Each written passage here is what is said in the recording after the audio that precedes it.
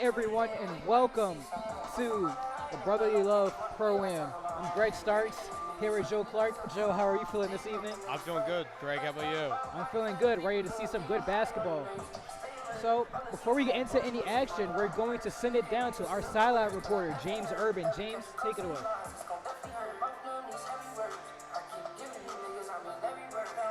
Thanks, guys. For the first matchup tonight in the Brotherly Love Pro-Am, we have the Red Rose Thunder facing off against the Blue Magic.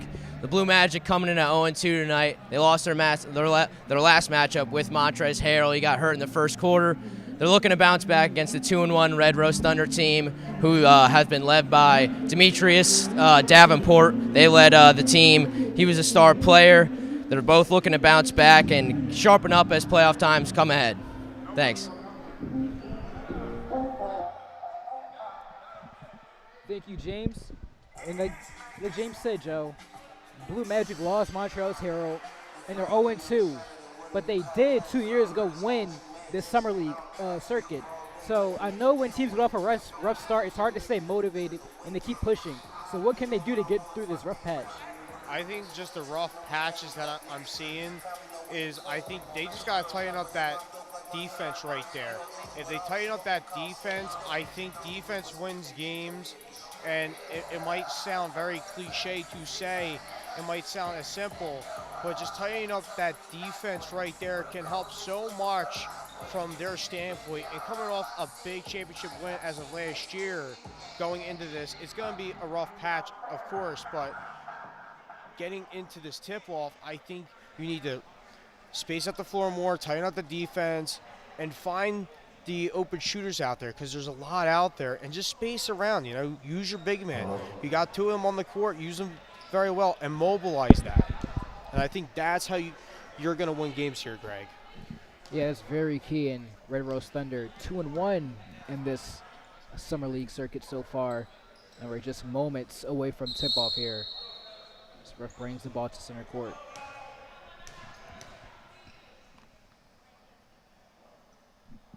Ball is tipped, and it belongs to Blue Magic and Green Mile on the ball. Dumps it off. We going to the top. Got 35 and over team out here tonight. He said he couldn't win with the young boy. Joe had to go to a championship. Cannot get the layup to go, and back down the court comes Red Rose Thunder. Three-pointer is good. Malik Martin. There you go, passing the rock. Corner right three. Two-time. Vin Rock, he changed the roster on anybody roster he on. Vin Rock, no, he only gets started early. The big fella. Blue Magic to the paint, but loses his footing. No foul call there. Can't get the three-pointer to go. Back down the court comes Red Rose Thunder and Demetrius Davenport. He made the 35 and over roster even though he's young. Let's go. Three-pointer no good by Dominic Morris. It's the real Blue Magic. He had to go get his Here it comes. His vets. Look at his backcourt. Blue Magic. Mr. Mike Green. Mike Green over the ball. Ball almost looks like it was thrown away there, but Mike Green gets it recovered. And he takes a deep three-pointer. That is good. Tie ball game. And right there, that's what I said. You got to find the open man. You seen the open man right at the wing, and he took a very smart shot right there and hit it from deep. And we just saw a nice pass on Demetrius Davenport. Oh, a dreaded in and out for Davenport. Can't get it to go. He also picks up the foul on Mike Green. Let's look at his replay. I mean, as you see here, you see Thunder's defense a lot from this, and also trying to protect the ball more. That's just going to be more and more of a hassle here for Blue Magic, as we've seen with some of the calls and some of the plays at the moment. Yeah, Pierre couldn't get the floor to go. And here is again Amir. Amir cannot get his layup to go. And for a three-pointer, cannot go. Still a 3-3 game, 7:45 to go in this first quarter. Here's Malik Martin bringing it up. Basic basketball. Chris Bang thought about the shot. He gives it off to Dominic Morris, and he can't get a shot to go. Look at the pace It's out my- here with the backcourt. Mike Green. Going that beach. Off the screen. You got the switch you want. Inside, they going outside. Down to the man on the post. He's doubled. They twins, y'all. They find space and gets his layup to go to give Blue Magic the lead here by 2. Nice find space right there. Malik Martin, 3-pointer, no good. And Joey just heard the coach say, don't force anything. You do not want to do that here in a very close game early in the first quarter. 3 ball, no good. Damir cannot get the 3 to go. Red Rose should not be forcing anything right now. The veterans. Mr. Mike Green. Pulsing inside the Wayne Marsh. Joe, I believe the coach would agree with you. She said that earlier, yelling to her players not to force anything. When this just in the early stages of the game, you just want to take what the defense gives you. First 2 possessions. This is first team all beach. Crossover. Features Davenport. Skip to the lane. Back door to nobody. Kind of loses it, runs to a man, but Red Rose Thunder will remain possession. 3-pointer is up, and it is knocked down. Martin. 3-pointer is good, giving Red Rose Thunder the 1-point lead. Yeah, Malik Martin knocking down 3s right now in the beginning of this game. And that's a great sight to see for Red Rose Thunder. Nice floater is good 7th of last year. He only by played Blue 2 Magic, games in the 7-6 ball game. First team all beach. Skip to the lane, pass to nobody. Reaches Davenport, has this pass just tipped away, but it will remain Red Rose Thunder ball. Yeah, I think it might have been tipped off of Davenport's hand when they were trying to pass underneath the paint. Davenport passes it off to Dominic Morris.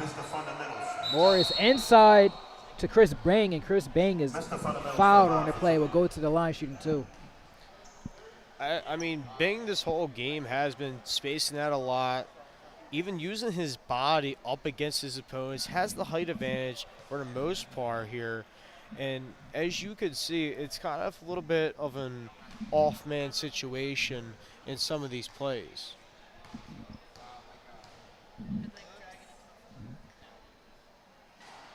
Free throw.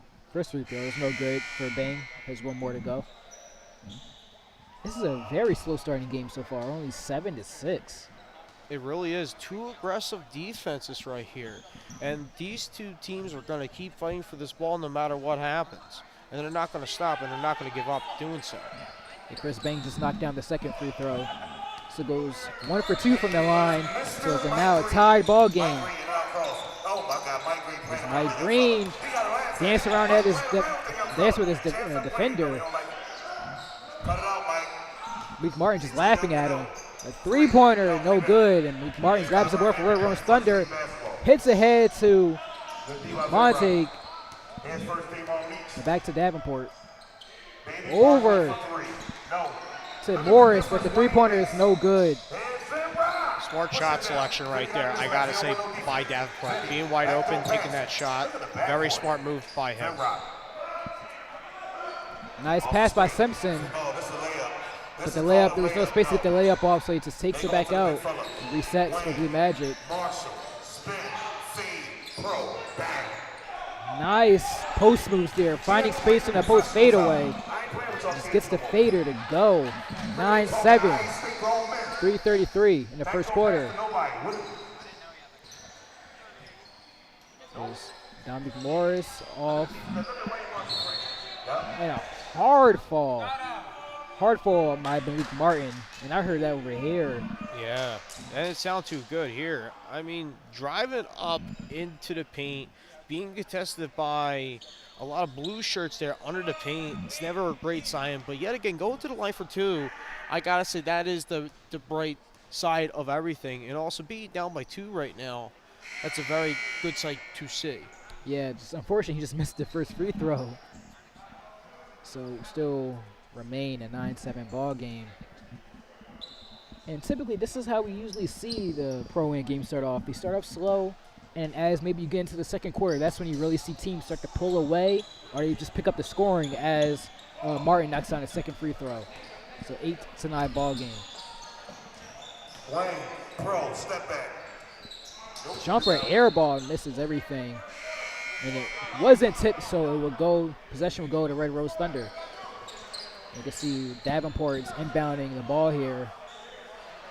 Yeah, I mean, it did seem to be that he was waving off his teammates for the shot, but, I mean, it got heavily contested. If you got open man underneath the paint, you just basically got to just pass out more. And I think that's the thing for Blue Magic. Just got to keep passing out, and that's what I said. Yeah, you just saw Malik Martin speeding up the court, and he dished it off instead of following Demetrius Davenport, as you see in this replay. He was just trailing, and that looked like a classic play that Villanova ran to beat North Carolina in the NCAA championship. Such a nice assist right there, and it was very fancy too. It just didn't seem like it was right at the beginning. Malik Martin just couldn't handle the pass and was stolen by Blue Magic. Mike Green now on the ball. Cannot get the three-pointer to go. He's being guarded by Kai Howard. Simpson takes the three of his own, but that goes in and out.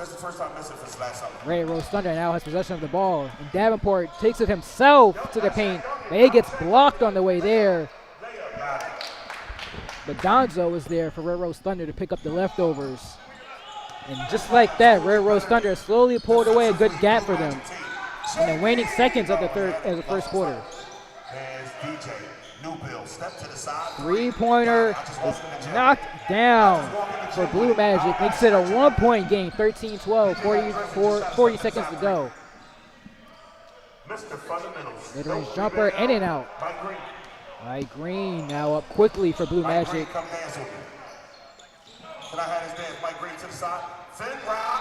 Simpson can't get the three-pointer to go. Rebounded by Donzo. 13-12. Red Rose. Donzo holding, looking for one shot for Red Rose Thunder. It's off to Davenport. Davenport back to Donzo. Donzo wide open for three. Nothing but net. And that looks like it will be the final bucket of the first quarter. And it will be. So 16-12. And just look at this. They just leave him. They just lose him, Joe. And he's wide open from the top of the key for three. Knocks it down. He'll take that any day of the week. Gotta love that, though. I loved it how they used the passing screen, driving screen right there to try to get into the post and try to get posted up with his man. But seeing his guy open there at the top of the key, you gotta hit him, and shot the rock and made it in. I think that's the best bet for them right now. Yeah, and I would say so far it feels like Red Rose Thunder has been a very good defensive team so far. Both teams have been playing really well defensively. But it's been the kind of missed opportunities for Blue Magic. They've gotten good looks. They can't get some of them to knock down. And that could sometimes just be the story of a basketball game. You get good looks, but they just aren't hitting for you at the moment. But it's just about just hanging in there and getting through that rough patch for Blue Magic. It's still only a 4-point game. It could be anyone's game at this point. Still early. Yeah, it is still early. Anything can still happen. But even what we saw from last game from Blue Magic, they were up a bit, and then they completely lost the lead completely and lost control of the game. If Blue Magic keeps his offense going, they're unstoppable on this court. They got shooters that could shoot. Just get the open man, and you'll be fine. So out of that first quarter break and into the second quarter, will be Red Rose Thunder's ball. Looks like it will be Demetrius Davenport inbounding here. And again, quickly up the court comes Malik Martin. He pops out for three of Martin, but good recovery defense by Blue Magic. Harvard pulls from three, but that does not go. That's what Mike Green brings to the table. Shaq Duncan with 3 blocks already. Definitely love the enthusiasm, blocking play, fouling play right there by Red Rose, and seeing that and just blocking him to the rim. And he didn't give up on that play, and he kept it up. And I seen he was all the way down court to try to foul him or try to get the block going, Couldn't get the block, got a foul, of course, but yet again, I love the athleticism that you see from him. Yeah, James Bell at the line. This is the first free throw. Has one more. Misses both. Red Rose Thunder almost lost possession of that one, but luckily they have managed to get the rebound. So Kai Howard now brings it up. And a three-pointer, no good by Donzo. Mike Green bringing the ball up quickly for Blue Magic.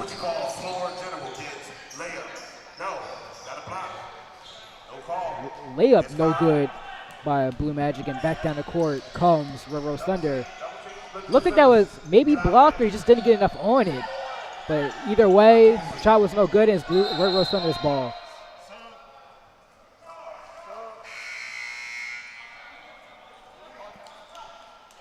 So it looks like we have a timeout in the court called by Donzo. See, that was a smart play, kind of stuck in the corner. Besides throwing a bad pass or a bad shot, just call a timeout and reset. It will still be Red Rose possession as well. Yeah, I mean, they have been getting double teamed a lot, and Blue Magic was pretty much double teamed right there.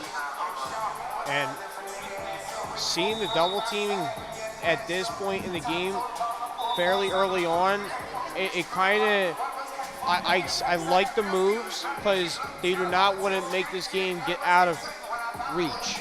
They just don't want to. Yeah, you do not. This game is way too early to have it go out of reach. So, it will, like I said before, it will remain Red Rose Thunder ball. Blue Magic, if y'all looking at the new Blue Magic, they clear house, and they go with their max player. And the pant post is Chris Bang, and Chris Bang turn around from the low block, gets that jumper to go.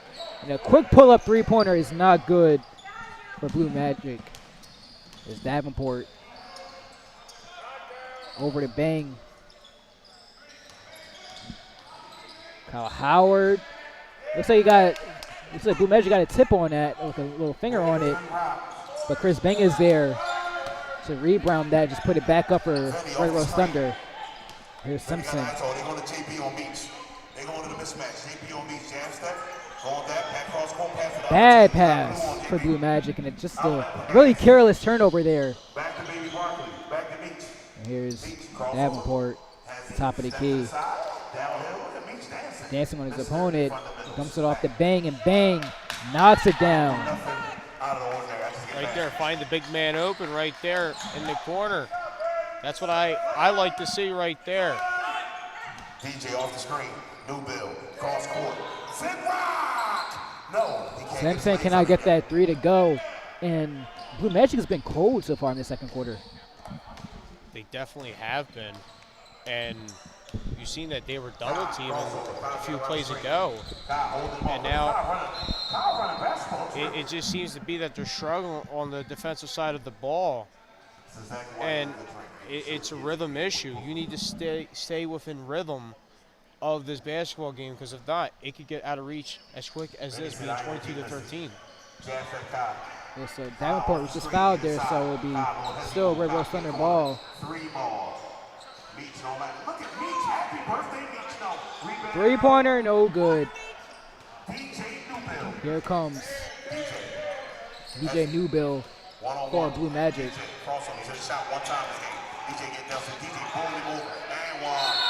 And he gets fouled on the play. Everyone on the Blue Magic side calling for that foul, and I think that was pretty clear for our point of view as well. Yeah, Donzo is really contesting there with that shot, and Red Rose is not trying to give up an easy bucket right here in the paint, and they've been fighting in that post a lot. Free throws have not come easy tonight, have they? Misses the first one, does DJ Newbill.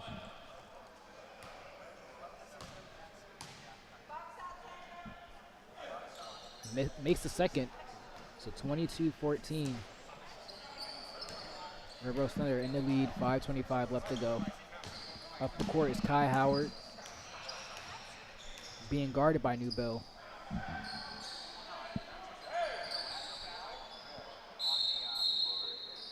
So stay. Red Rose Thunder ball. This was just stripped out of Chris Bing's hands. And we noticed, Joe, Chris Bing loves to operate from that right low block area. It just kind of seems like his spot. He just hangs out from. Yeah, he really does. Fundamentally sound. Basic basketball, that was terrible. There's Wayne. And he just can't get that layup to go. But he operates in that spot. He's very comfortable there. And if someone's very comfortable there, you have to move them off of that spot, force them to work for somewhere else. But DJ Newbill gets stripped on that play by Chris Bing. There's Kai Howard. Oh, He's limping there. happened to hop on his ankle right there at the play. Yeah, let's get this replay. See, Kyle Howard. Just a fast break going here, and seems like his ankle got twisted when two blue shirts were on him. But yeah, I hate to see that even in a player throughout a pro-am or even like a summer league, because I hate seeing that. I really do. Some of these guys are college players and they got a bright future ahead of them. And I know Chris Bing is he knocks on the first free throw. I know the bucket won't count, but did you see that athleticism by Donzo? Yeah, Going I up did. and grabbing that ball off the rim and just slamming it home. Yeah, I mean, you see a lot of that. The athletic guys out here doing a lot of moves that makes your mind start to twist. Newbill got called. It's DJ Newbill Newbill down driving, that was going in. and it's fouled as he kicked it out to Simpson for three. But it will stay Blue Magic ball. Wayne Marshall in for Wayne Marshall.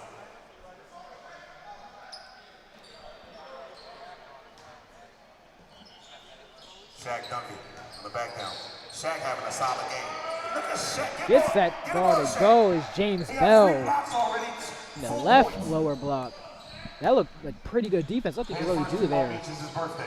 He hit a three already. That's his birthday present. Davenport, All birthdays to hit a three-pointer. the Red Rose He Thunder. hit it already. Here's the jab step. Step back. Mid range, no good. It's DJ Newbill.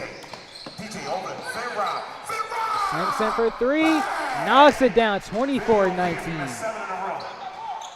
And just like that, Blue Magic makes a run of their own and is back in this game. Red Rose cannot be keeping these guys open at the key right here, because you see that these deep balls are going in for Blue Magic, and if they're going to see that they're going to keep leaving them open, they will keep shooting more and more. They're just going to keep shooting. Just like that, Newbill, another turnover by him. And here's Donzo for Red Rose Thunder. Into the paint. Can't get that layup to go. Miss everything there. Simpson for Simpson can't get his layup to go for Blue Magic. Here's Kai Howard. Takes it himself and gets his layup to go. 26-19. It's been a while since it's been a Red Rose Thunder bucket. Yeah.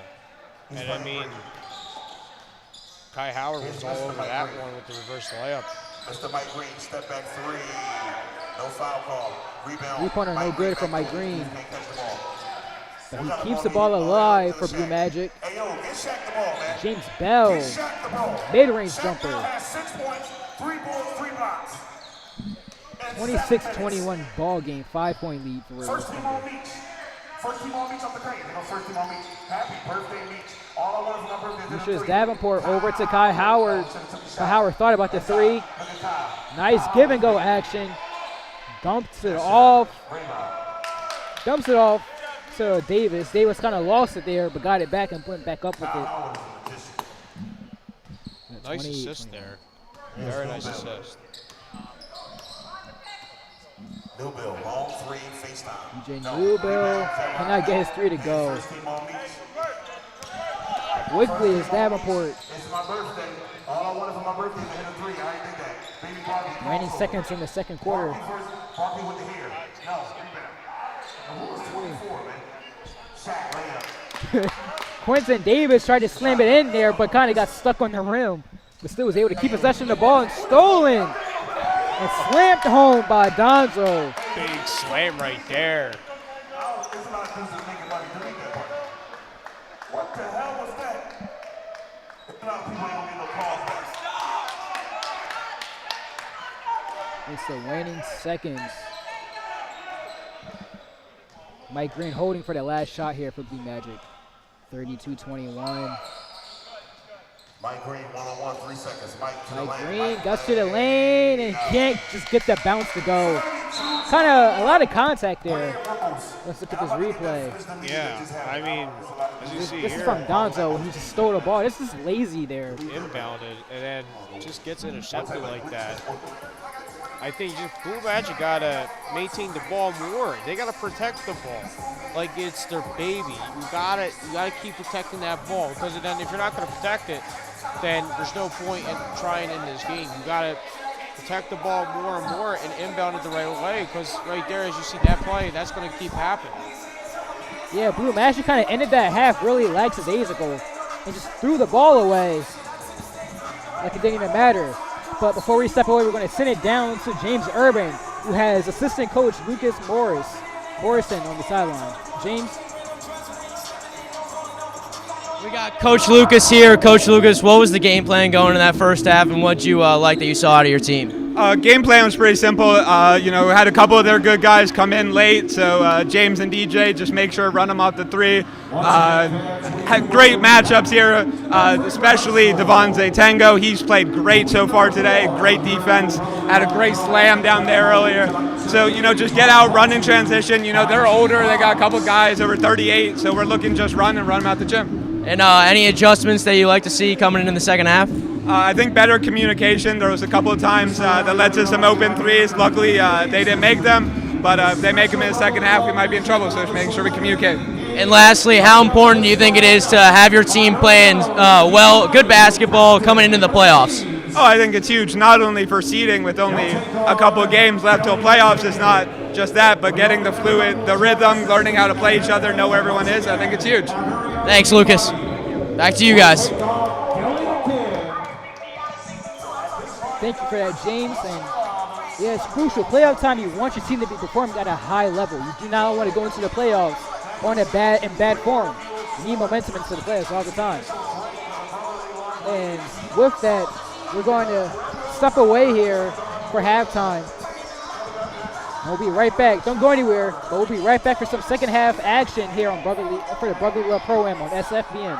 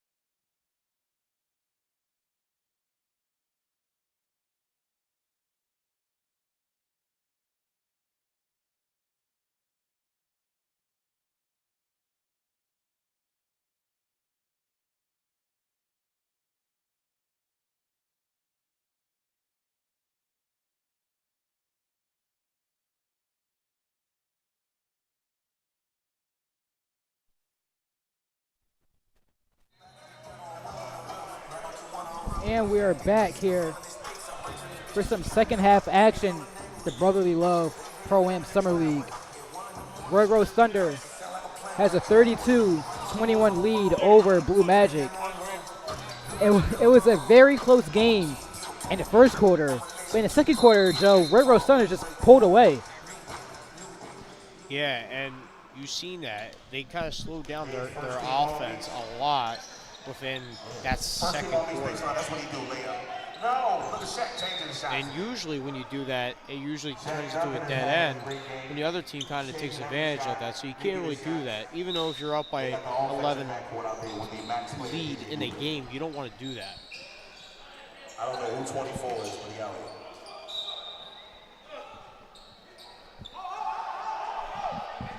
Kind of confusing on the court as it will stay Red Rose Thunder ball, but Blue Magic, though, will be going their way. So Davenport inbounds it. He gets the ball back. Three-pointer is no good from Davenport. And the ball will stay Red Rose Thunder.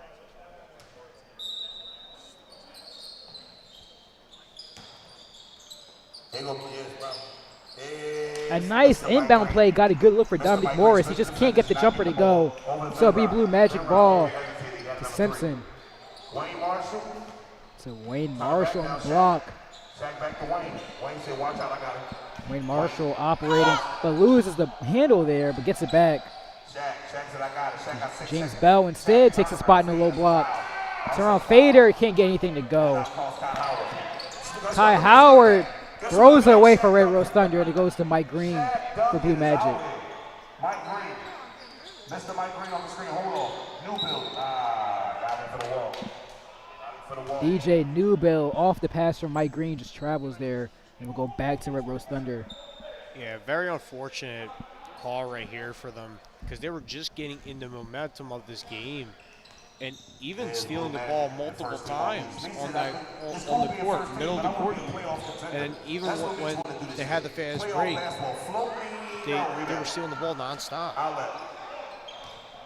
Here's Simpson after the turnover by Red Rose Thunder. It's been a kind of sloppy start to this half. Looking for Wayne. Wayne got meat on it. Wayne, back down. Wayne, and he gets fouled. It's kind of a smart foul there for Davenport, the smaller man. Just foul your opponent and force him to earn it at the line. Yeah, it hasn't been Blue Magic's game the whole time. Even what you've seen in the first half, it just hasn't been. Red Rose has been killing them all over the place. If that's the threes, if that's in the post, they've been killing them a lot. And noticing this now, Blue Magic has been getting the fouls they need, but they're not hitting the foul shots to win this game. They're not really doing so. So if you're not making the foul shots, you're not going to be able to win this game.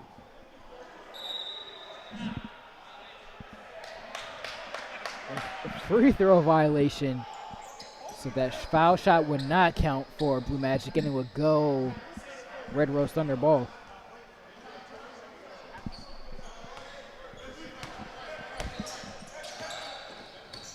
Kai Howard Chris is the veteran ref from Allen Philly.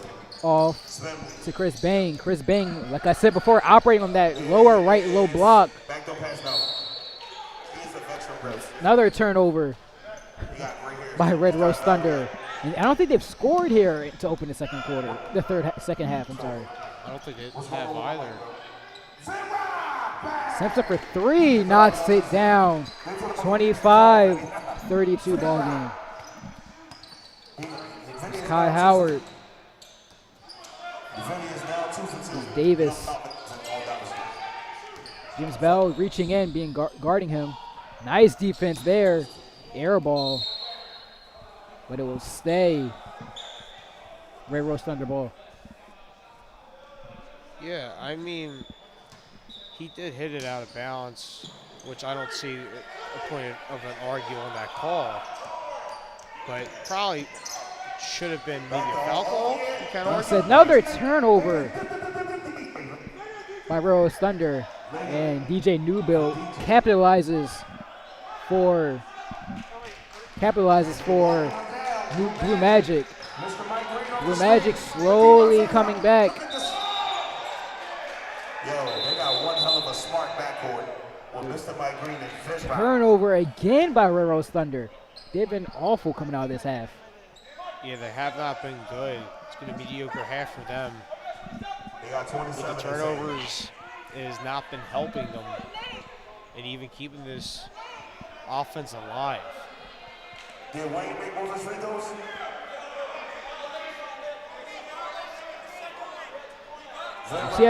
You said that confusion on both sides. What the score is. From 21, they got 27. And now we lost the scoreboard completely. So we have some technical difficulty here. So while we get this sorted out, we're going to take a break here, but we'll be right back here on SFBN for some more Brotherly Love Summer League action.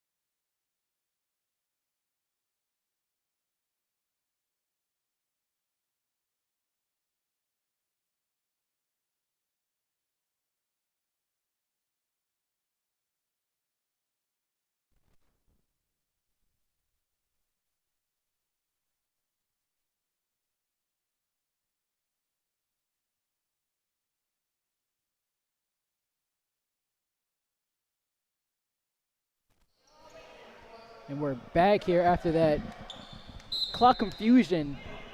So it will be 32-27 Blue Magic. Yeah, 32-27. Red Rose Thunder in the lead. We have all that cleared up. So it's Mike Green now on the ball for Blue Magic. He gets by his defender, but can't hit the layup. And they can't.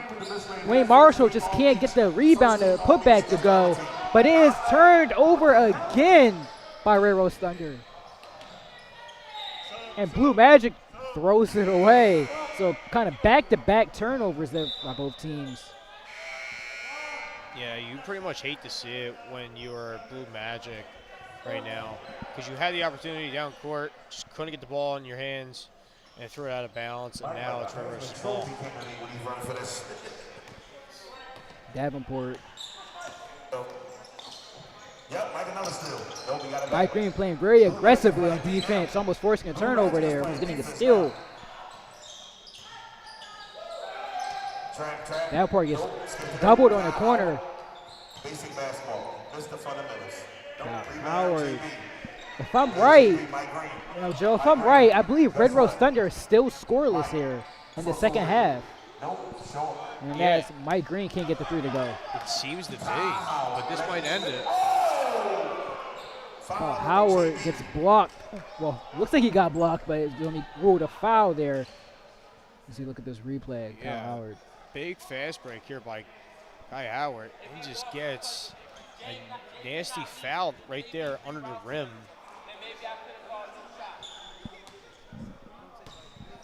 So he's at the line shooting two.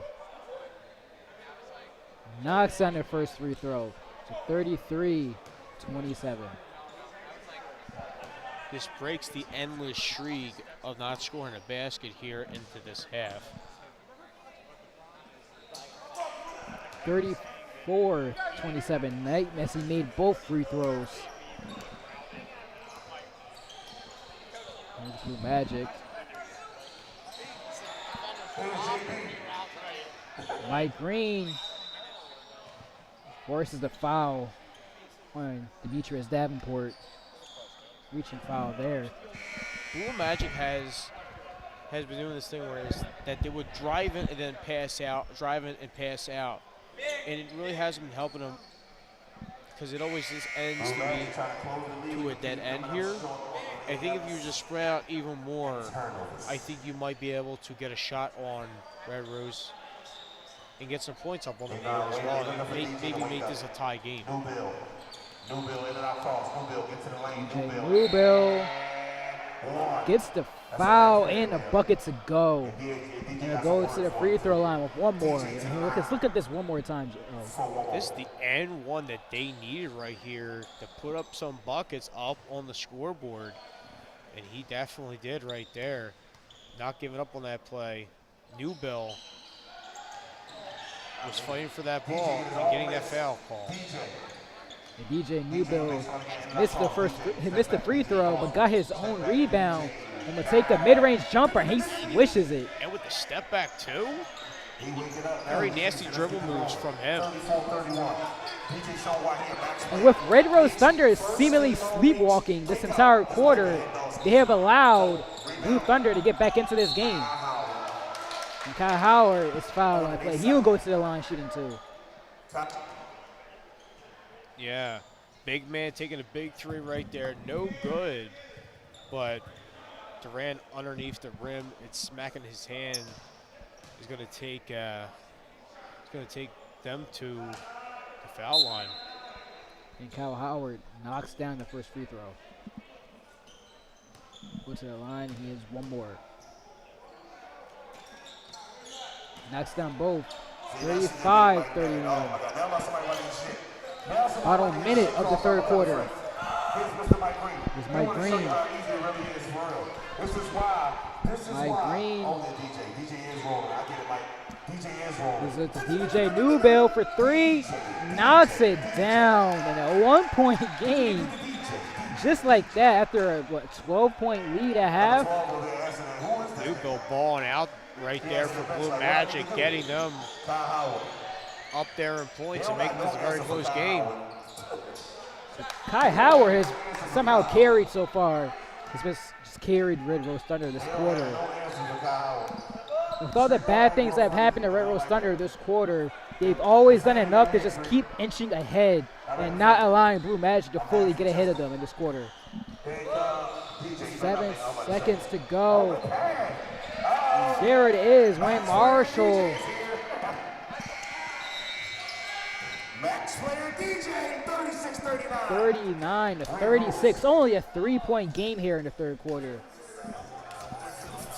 And with that, we'll take a short break, but we'll be right back here in the fourth quarter for some more Brotherly Love Pro-Am Summer League action on SFBN.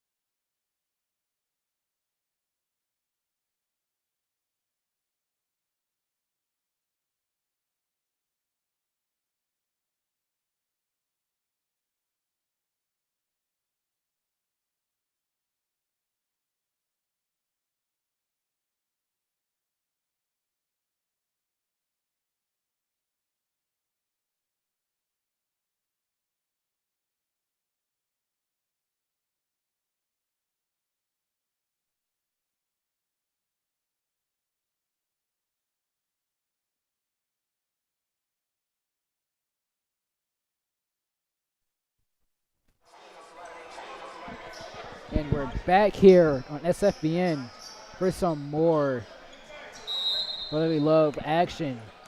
And it's Blue Magic who made an amazing run in that third quarter to only bring it to a 3-point lead for Red Rose Thunder. And they're within shouting distance here. DJ Newbill ties it up for Blue Magic. Just walked into that one, effortlessly knocked down the three-pointer. That was a deep ball that almost ricocheted off the rim and didn't make it. Malik Martin. The three-pointer is no good by Morris. But on the other end of the court, quickly is Blue Magic, and they finally get the lead of this game, 41-39. Their first lead since the first quarter. Getting his big man down the court was a big move right there by Blue Magic. Kyle Howard can't get the layup to go. And it'll go back. It'll go back to Blue Magic, but Blue Magic trying to hit ahead to DJ Newbill ends up turning it over, and it's stolen by Malik Martin. And he goes to the lane by himself but gets fouled. And will go to the line shooting 2. Yeah, that was a big turnover right there that Red Rose had. And it took off the chance for Blue Magic to get things going down there at half court. And that was stripped away from him.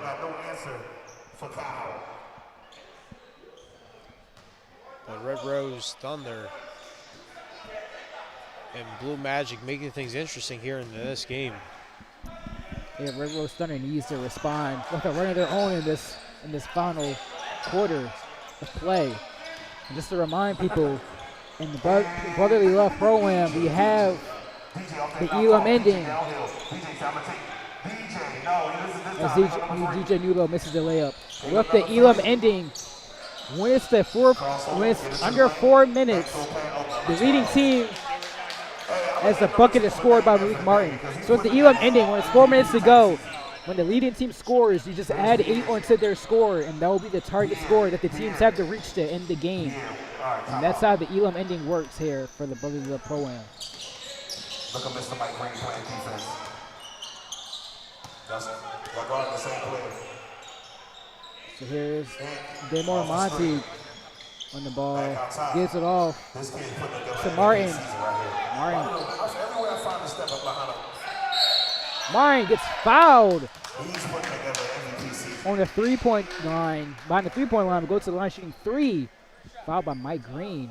Yeah, it wasn't a very successful pass and screen there, and it wasn't very effective at the top of the key, which if it was, it could have happened for your guy to drive in to get that easy layup, but just couldn't get nothing going there with that drive and screen.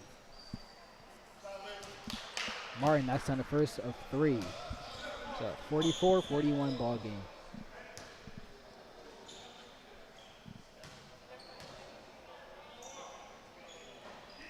Knocks down his second free throw. Can he knock down the third one? We shall see. There was like a mass substitution here by Blue Magic. Comes Wayne Marshall, Simpson, and James Bell coming into the game for Blue Magic. And he goes, Malik Martin for sure goes 3 for 3. Makes this 45-41 ball game. Zenrock is 2 for 2 tonight if he just walking in his mind. Simpson on the ball for Blue Magic. Step back 3-pointer. Cannot get that to go. Wasn't really close. Goes out of bounds, and it'll go to Red Thunder's possession.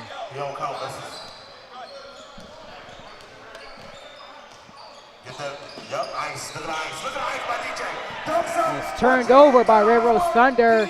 DJ Newbill finishes it off for the 26-year-old DJ Blue Magic. In and out cross, downhill. Into the lane. Donzo. This is off to Kai Howard. Kai Howard can't get the 3 to go. That's why his name is number 3. But Damir Monty can't get the putback to go. So there's a foul on the play. Let's get a replay on this one. Couldn't even get the putback on this one, which is saddening to say, but if you're not going to be able to get the putback there, you're not going to be able to make this your lead any stretch. Then it's going to be a big thing here. And also the foul calls on Red Rose and the turnovers on Red Rose has been killing them in their momentum, and that's why you see that this is a very close game up against Blue Magic. Yeah, Red Rose Thunder, like you said, Joe, anytime they have like an ounce of momentum so far in the second half, they just turn the ball over and it just kills their momentum. And they're sloppy turnovers too. And that their turnovers that happens when you rush yourselves. And they have no need to be rushing right now. They have to take it easy and just play within themselves. There's DJ Newbill, gets around his defender, finds Mike Green in the corner. He's fouled by Chris Bain. Red Rose bench upset after that foul call.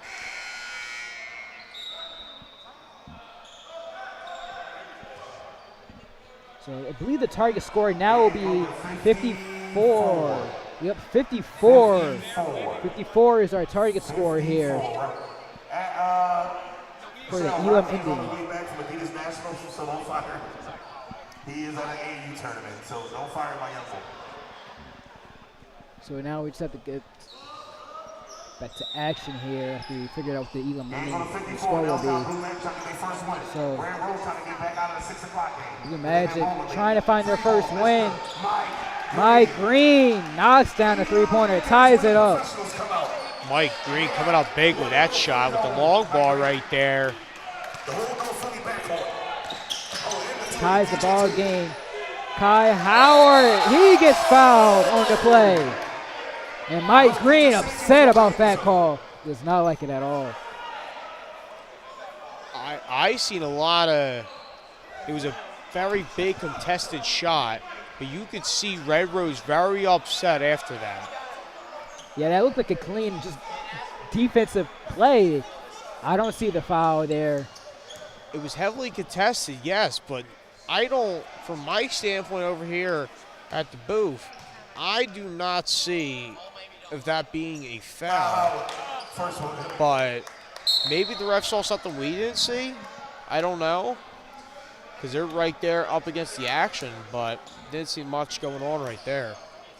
Yeah, Mike Green, who plays for Blue Magic, played for Towson and Butler in college. Two-time All-Horizon, even won Horizon Tourney MVP. And Horizon Tourney MVP has the ball here for Blue Magic.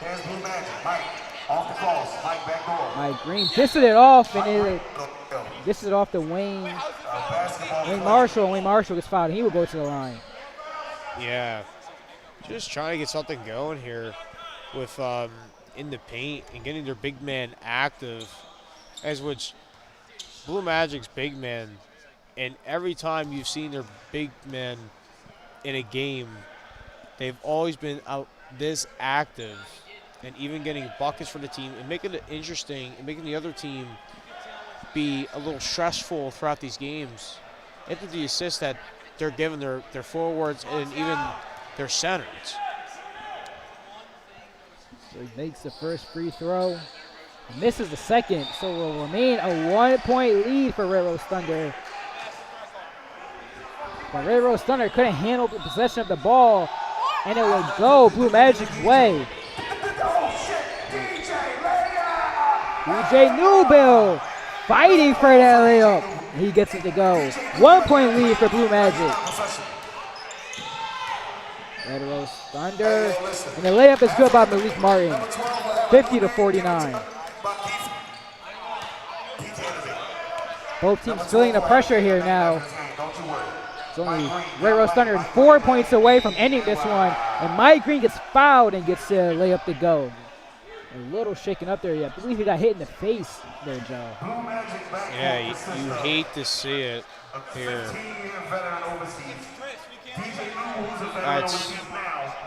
That's a crazy foul, and being fouled that hard. It's not what you like to see as a broadcaster, No, it's or not. even as a fan.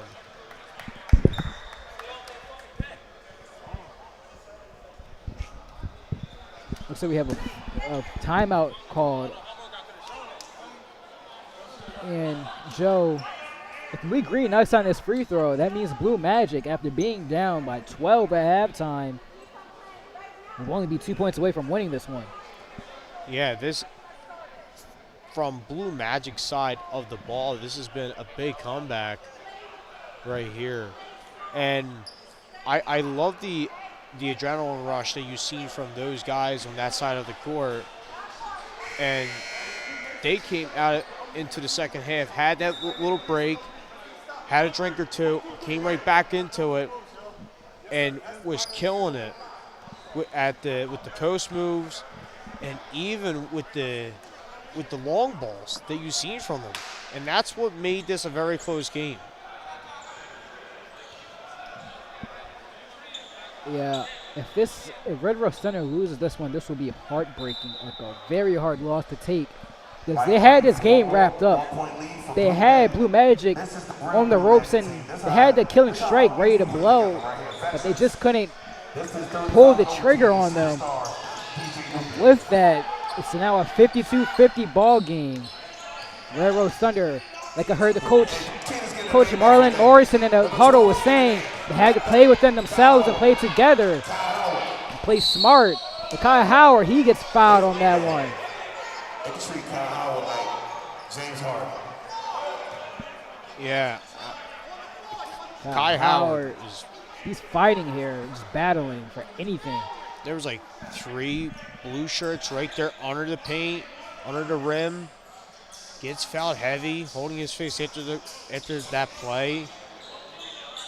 Just trying to get something going for the team because the fouls have been killing them within this half of the game. And that's why you see that it's a very close game up against Blue Magic. I had to say, these are 2 crucial free throws for Kyle Howard. Yeah, this is like a do or die situation right here for Red Rose Thunder.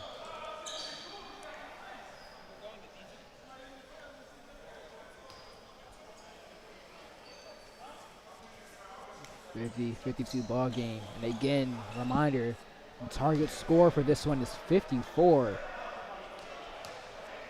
And so Blue Magic right now, just a bucket away from ending this one. And crucially, Kai Howard knocks on the first. So with the 3-pointer now, Red Rose Thunder will win the game.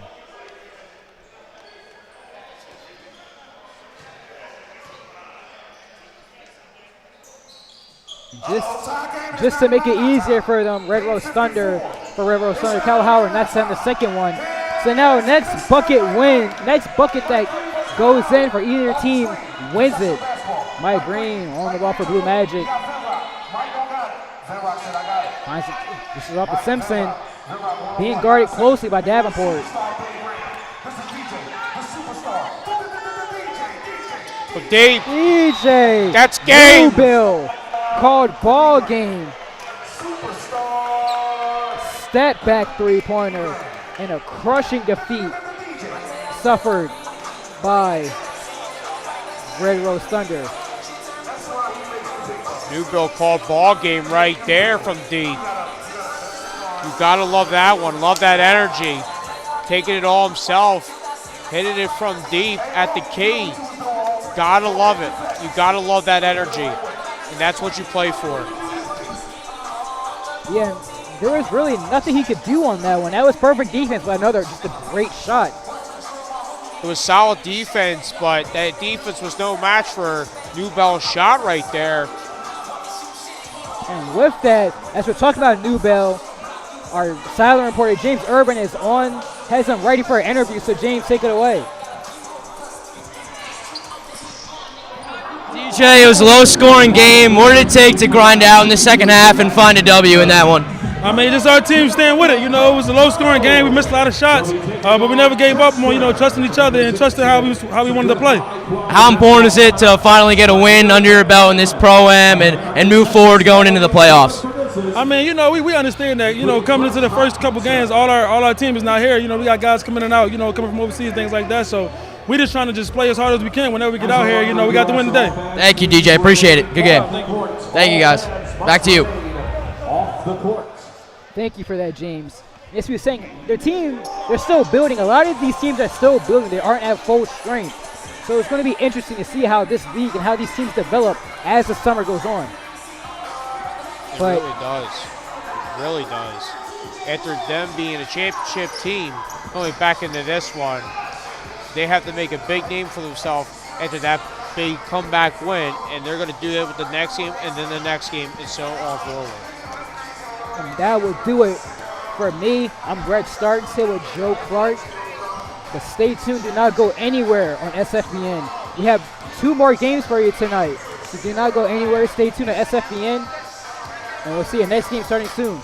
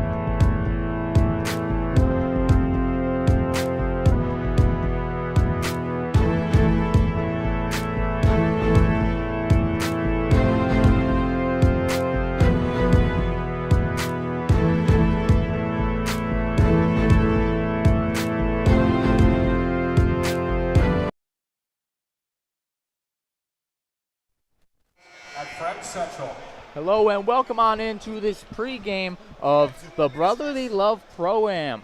For SFVN, I'm Jake Gable alongside Zay Ellis, and we're going to throw it on down to Xavier Johnson on the sidelines for a quick sideline report during this pregame. This is Xavier Johnson with SFBN reporting here for the Brotherly Love Pro-Am Game 2. We have Team Tone Elite playing against Team Chester.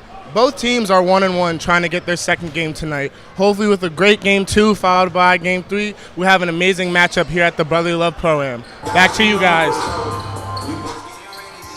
Thank you, Xavier. As we get a little bit closer to tip-off here, we got guys still warming up as they just had a honoree at center court. A player from the previous game was honored for his legacy for Philadelphia basketball. But we're getting ready for this matchup, Chester against Coach Tone Elite. Like Xavier just mentioned on the sideline, 1-1. Both teams are. So, Zay, any expectations or anyone that you're looking out for in this one? A whole lot of offense is going to be seen from both teams today. Chester is really known for running the ball. They're really quick. And if you watched them last game against Philly All-American, it was a lot of lobs thrown in the first half, and it was a really gritty game until the very end. So expect a really hard, really fast-paced offense from Chester. And just looking at this roster from Coach Tony Elite, I see a lot of new faces here that haven't really played in the previous 2 games, and some familiar faces as well. So we're going to be looking at some new talent today, so I'm really looking forward to it. Yeah, it's going to be definitely a good game. In their previous matchups, Chester is coming up off of a win against Philly All-Americans. They won 68-66. Coach Tone Elite is coming off of a loss. They lost to Rec 6. They lost that game 63-55. So both teams going in different directions, but still only 2 games under both of their belts. As we get a little bit closer here to tip-off, Coach Tone Elite is led by AJ English, a guy that can really shoot the ball. He's got one of the highest three-pointers made in an NCAA tournament, game in general. He once hit 13 threes in a game at Iona. So he's certainly a sharpshooter, and Chester is full of guys from Chester, and a lot of them played at Chester High School, which is where Jameer Nelson, NBA All-Star, went to, and his brother, Mo Nelson, the younger brother of Jameer, is playing today as well. He wasn't a slouch at Chester either. He's led his team to a 30-1 record in his senior year at high school, and scored over 1,000 points in his high school career, and ended up scoring more than his brother did, who made it to the NBA. So Mo might have the bragging rights there on who is the better high school player. We're getting a little bit closer to tip-off here, a minute 30 until it's set to tip off.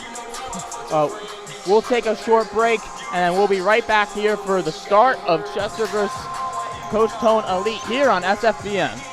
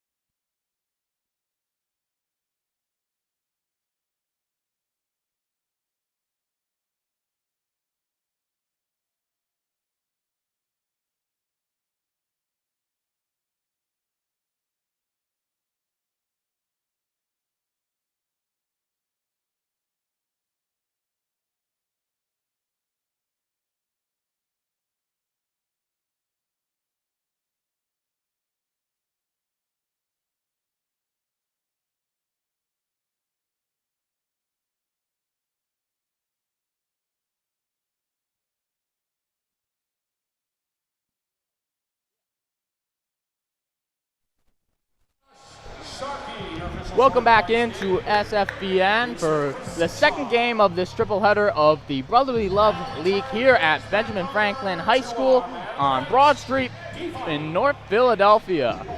We're just about set to tip off here. We got Chester in orange and Coach Tonali in the neon yellow. Ref is ready to tip it up. And we are underway. Chester winning the ball there. With the ball here is Josh Sharkey. Taking it up for Chester, going to the left wing. Drives left, cuts straight to the rim, met by two defenders. And will throw it out of bounds. Excuse me, that'll be a foul on Coach Tonali on the floor, however. So side out of bounds. One thing about Josh Sharkey's game, he's a really quick guard. He went to Sanford University. He's the league leader in steals there. Holds the steals record for Sanford. Stanley Davis Jr. now with the ball, getting it from Sharkey, but that pass is deflected and stolen by Coach Tonali. Blayman pass over to Johnson. Johnson's dribble handoff. Stripped away. Sharkey grabs it and is running the other way. Chester, quick passes, and there's a fantastic layup there from Stanley Davis Jr. to get Chester on the board. I mentioned before the broadcast, Jake, that Chester is going to try their best to run. As I mentioned, Sanford University alumni, Josh Sharkey, steals leader. He steals it on a fast break, and it equals to a basket.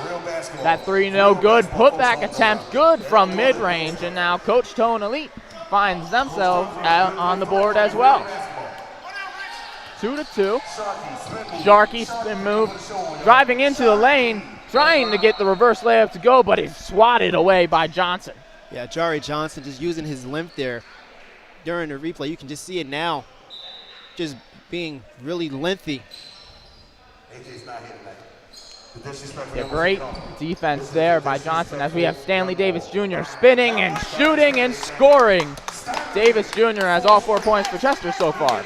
And he's not going to be done for the rest of the night. He has a very high motor. He's going to score a lot of baskets tonight for this Chester team. Pass inside, shot up, and good. Brotherly Love making that one. That was Eric Copes with the bucket. Chester bringing the ball up here, up top. Crossover, looking for the shot. Can't find it. Shot up and good. That's Richard Granberry making the three. Chester in the lead now, 7-4. Quick shot, and that's a two. Long two there from Coach Tonali. I'll be 7-6. Stanley Davis Jr. trying to answer back. Unable to do so, ball out of bounds. Yeah, Desi Washington just doing a great job at the pull-up there in transition. Pass inside to Granberry. Granberry drives inside to the right block, but can't get the layup to go. Rebounded by Coach Tonali. Pass up ahead, but unable to haul it in was Copes. And that'll be a turnover. So that will give Chester the ball back. Sharkey bringing the ball up and will pull a three, but misses everything there. Still the first quarter. We're going to see a few air balls here and there from everybody. Driving inside, Coach Tonali, spin fade, no good. Chester pushing in transition. Pass over to Davis Jr. for three, no good, but rebounded by Granberry. Pass over, no good. Missing 2 threes on that possession as Tonali comes the other way. And resetting the offense there. Blayman trying to drive through the entire team, is able to, but can't get the layup to go. Rebound by Johnson, and putback is good. Coach Tonali takes the lead. And that's just a great awareness there by Jari Johnson, just soaring for the offensive rebound. Sharkey dribbling baseline, gets it over to Taylor. Taylor getting up there for the layup. That's Keon Taylor with 2. Yeah, Keon Taylor loves attacking the basket whenever he has a lane. He's so quick, and he gets to his spot so fast. If he's not driving, you're going to see him take nice shots. That pass intercepted by Granberry, pushing the other way. Granberry trying to do it all himself, gets the layup to go.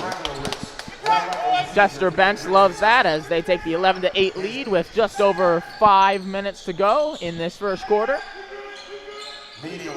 Mid-range shot, no good from Cope. Sharkey has it for Chester. Blows right by the defense, pass to the corner. 3 is up and good. There's Keon Taylor. We just talked about him. He has 5 straight points. And that's just a great job and awareness by Josh Sharkey, just looking up ahead instead of just taking it to the rim, seeing the open guy. Pass inside, that's deflected and stolen. Stanley Davis Jr. taking it the other way. A couple of passes, and we get deja vu here. Keon Taylor making another 3 from the exact same spot. Coach Tonelli needs a timeout. And look at the fast break there. Keon Taylor, just another open 3 in the corner. We just talked about if he's not attacking the rim, how he takes advantage of his open shots. So Chester finds themselves up 17-8 early in this first quarter. Zay, if you're in that Coach Tonelli huddle, what would you be telling the guys so far? Just slow down offensively. Chester is taking advantage of errant passes, just being thrown past on the perimeter. It is just giving them multiple steals for Chester to just run in the fast break, which they want to do. They want to push the tempo. They're not the best in a half-court set. They're always their best when they're in transition. Yeah, Chester has been able to get a lot of fast break points. That was 8 in a row, 2 threes and a layup. 6 of those points come from Keon Taylor, and Richard Granberry taking it himself. He also got the assist on that last 3 as well. So timeout is over. So Coach Tonelli, Desi Washington bringing the ball up, gets the screen from Stokes. Pass to the corner, 3 is up and good. Coach Tonelli responds. That's Miles with it. And Josh Blanham just does a great job at taking whatever the defense gives them. He doesn't force any of his shots. Drive on the baseline. Keon is very active today, scoring so far. He's got 10. Desi Washington driving through. Blayman with the 3 in the corner, and that's good. And all of a sudden, Coach Tonelli has found their spark. Yeah, Josh Blayman is doing another job at being open for another 3-point opportunity.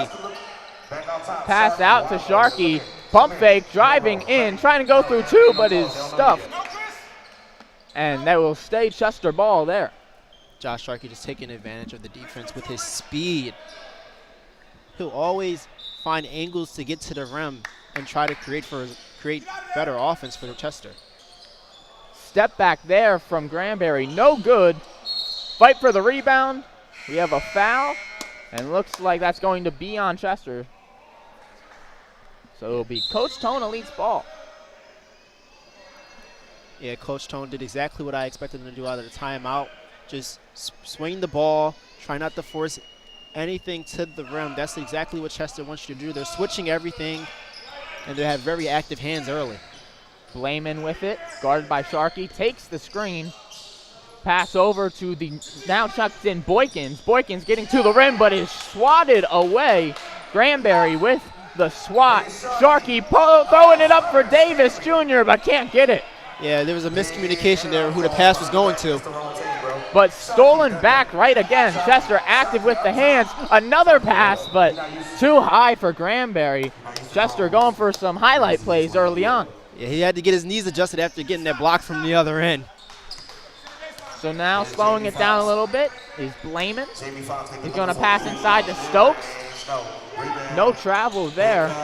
Head coach of Chester looking for it. Will not get it, but Chester gets the ball back. Granberry putting the moves on. Mid-range, no good. Rebounded by Coach Tonelli. Pass over to Boykins. He'll take the 3 in transition. No good, but offensive rebound. Blayman with the 3, and he hits another one. And all of a sudden, it's a 2-point game.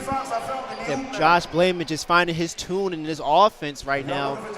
He's not really known for hitting a bunch of 3s like this.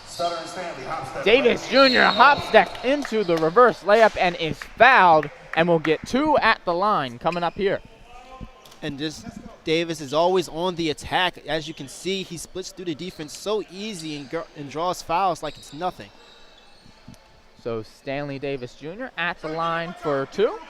spent his college career at Morgan State, played 4 years there, was all-conference third team his senior year.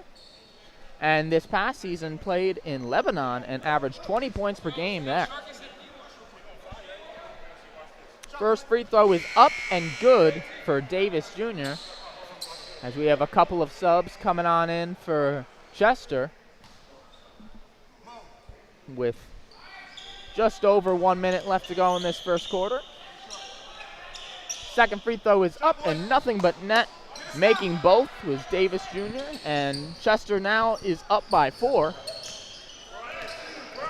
Blayman guarded by Sharkey. Shot up off glass and in. Blayman has been on fire to start and end this first quarter. Yeah, I think the Coach Tone Elite's offense should just keep giving the ball to him. Sharkey pass out. Pump fake.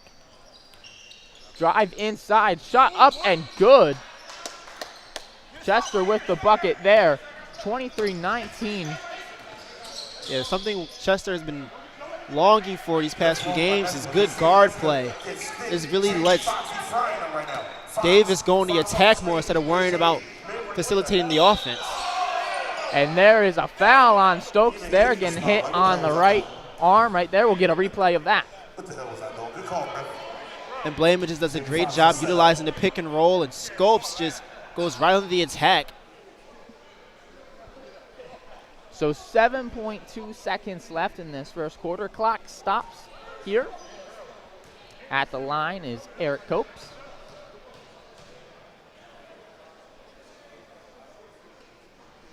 First one up, rattles around and in. Make it a 3-point game. Very competitive so far. For a while, it looked like Chester was going to run away with it, but after the timeout, Coach Tony Lee realized that they got to slow the ball down, try not to get too rattled by the fast break and the scoring at Chester. So 2-point game now, both free throws made. Sharkey takes the 3 for the last shot. Air balls and unable to get anything to go is Coach Tony Lee. So that will do it for our first quarter. It ends Chester 23, Coach Tony Elite 21. We got a good one here so far here at Ben Franklin High School. We'll be right back for the second quarter right after this.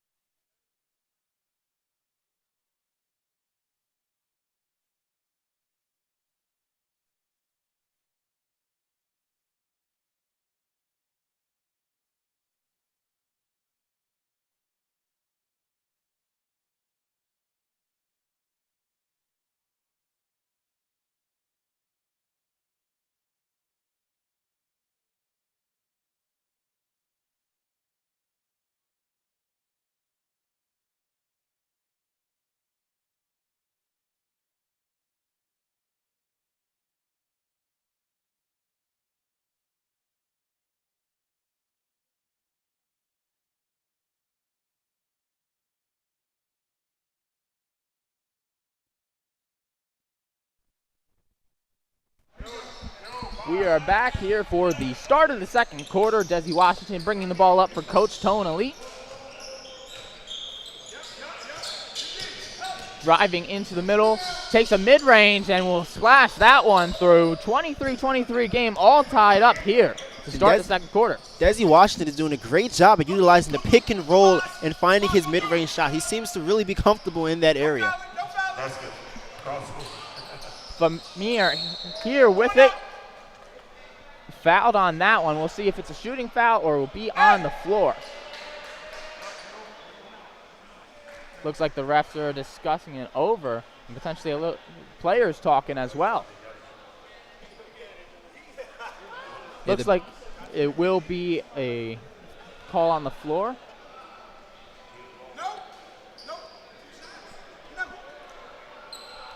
And the two bigs for both teams are going at it for a little bit.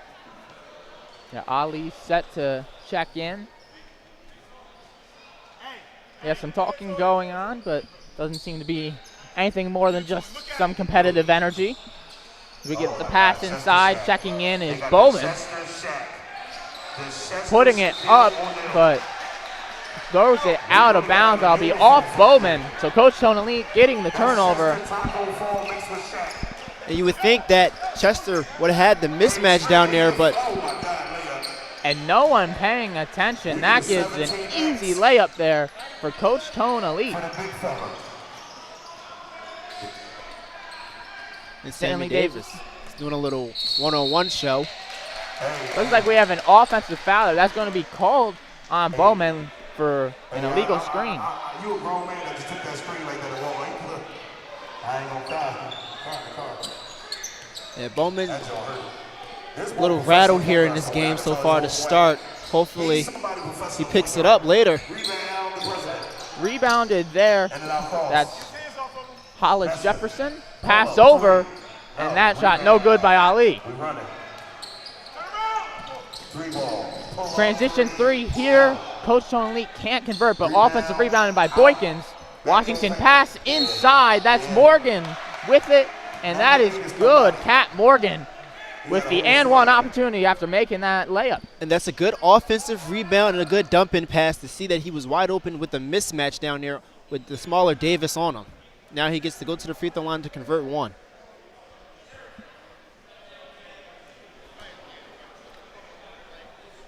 So Hollis Jefferson, Morgan at the line. And will complete the three-point play. And Coach Tonelli all of a sudden has a 5-point lead after trailing during that entire first quarter. They do a really good job at coming out of breaks with game plans. Davis Jr. crossover, gets to his spot on the block and is able to make the shot through contact. Cuts the lead to 3. Washington passes over to Morgan. Morgan scoring again. He just had the and one, and there he gets 2. And the fast-paced offense from both teams are showing. As that quick shot is rebounded in by Washington. Asking for a screen from Morgan.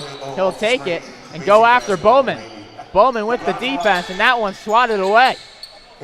Davis Jr. bringing it up for Chester. Gets through Morgan, but eventually loses it. Washington up with it. Pass over to Morgan, but there's going to be a take foul right before he gets the pass off. That would have been an easy layup if not for the foul. And you're going to see Cranberry come in now while Bowman gets some rest. He had a good few minutes, but they need some defense now to get this lead back. And it looks like that'll be an intentional take foul there, so it'll be a technical free throw here. Washington takes it and drains it. So 31-25, 5:30 to go in this first half. So with the technical free throw, Coach Tonelli gets the ball back and almost losing it, stepping on the sideline, but is able to save it is Jones. Jones missing the 3, fighting for the rebound. Boykins comes up with it. Fadeaway, no good. And Granberry comes up with it for Chester. Davis Jr. driving, losing it, getting it back out to Hollis Jefferson. Pass inside, and Sharkey misses the easy one. Josh Sharkey has to get his head in the game offensively. And there's a charging foul called right there. Keon Taylor coming up after that one, and with a smile, we'll get a look at that right here. And that's just a great job at just taking the charge and the initiative and waiting for the contact.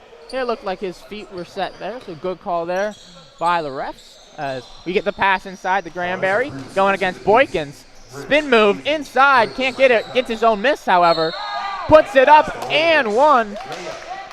And we have an and one opportunity here for Chester, and we'll get a replay of that one. And Cranberry is just playing, she's a man amongst boys out there. Great offensive rebound and gather to get back to 2 points. Yeah, he's got a couple of inches and a few pounds on all of the players out there for Coach Tonelli right now, so able to put his skill set to use there. Looking for the three-point play here, and gets it. So 3-point game. Coach Tonelli still in the lead. Cat Morgan bringing the ball up here for Tonelli. guarded by Granberry. Washington with it, driving left, and has it stolen. Granberry pushing, and Keon Taylor is with him. Pass back, and the slam there. Akeem Taylor, Taylor to Taylor on the pass, and another and one opportunity. That's just great basketball recognition on a fast break there to feed your teammate, and they get rewarded with the free throw. Akeem Taylor, another and one opportunity. We've seen a lot of those here so far, and this one gets the dunk to go. Not related to his teammate Keon. Akeem went to Kutztown. 1 year there, averaged about 8 points per game as he drains that one. And the game is all tied up here, just under 3 minutes to go in this first half. And Chester's defense is really powering their offense. And on the shot, Washington is fouled. The foul there by Sharkey. And he's just on the lookout for the prowess. Usually there's a screen coming. Sharkey was expecting a screen there. There was none. And Desi Washington does a great job. He's going downhill. So Desi Washington with a chance for two. We're seeing a lot more free throws here in this second quarter as the first one goes in. First quarter seemed more like a track meet. There's a lot of fast breaks going on. Still a lot of turnovers, and it's falling a little bit into the second quarter, but things are slowing down here with trips to the line for both teams. Well, both teams are filling each other out now at this point in the game, and they're knowing and they're expecting each other's moves at this point. Washington drains both, so 2-point lead here for Coach Tone Elite. Sharkey brings the ball up for Chester. Pass inside, there's Granberry. Able to score last time on that spot, and he's able to do the same thing here. Last time he had an and one, and this time he's trying to do the same thing. Yeah, Granberry is just doing a great job at going one-on-one here. He's really having a great game down there in the post, no matter who's guarding him. Yeah, that time Copes tried to contain Granberry right there, but unable to do so. And with this free throw, he could take the lead for Chester, but things are going to remain tied here. 1:20 left in the second quarter. Desi Washington. Pass inside, but off the head of Johnson, and here comes Chester. Akeem Taylor going up for the slam, and he gets it. Taylor with his second slam of the second quarter. And it's just another example of their defense fueling their offense here. With you have the backcourt of Josh Sharkey and Taylor with active hands. As that three is no good from Blayman, but working for the offensive glass, Coach Tone Elite gets it back. Johnson giving it off. Pass inside, and for an easy two is Copes. You got to enjoy basketball with how these games and how these players are playing right now. Sharkey weaving through the defense, gets it to Taylor in the corner. No good. And fighting for the rebound there. We'll have a foul on the floor. That foul will be on Chester. Foul on Sharkey.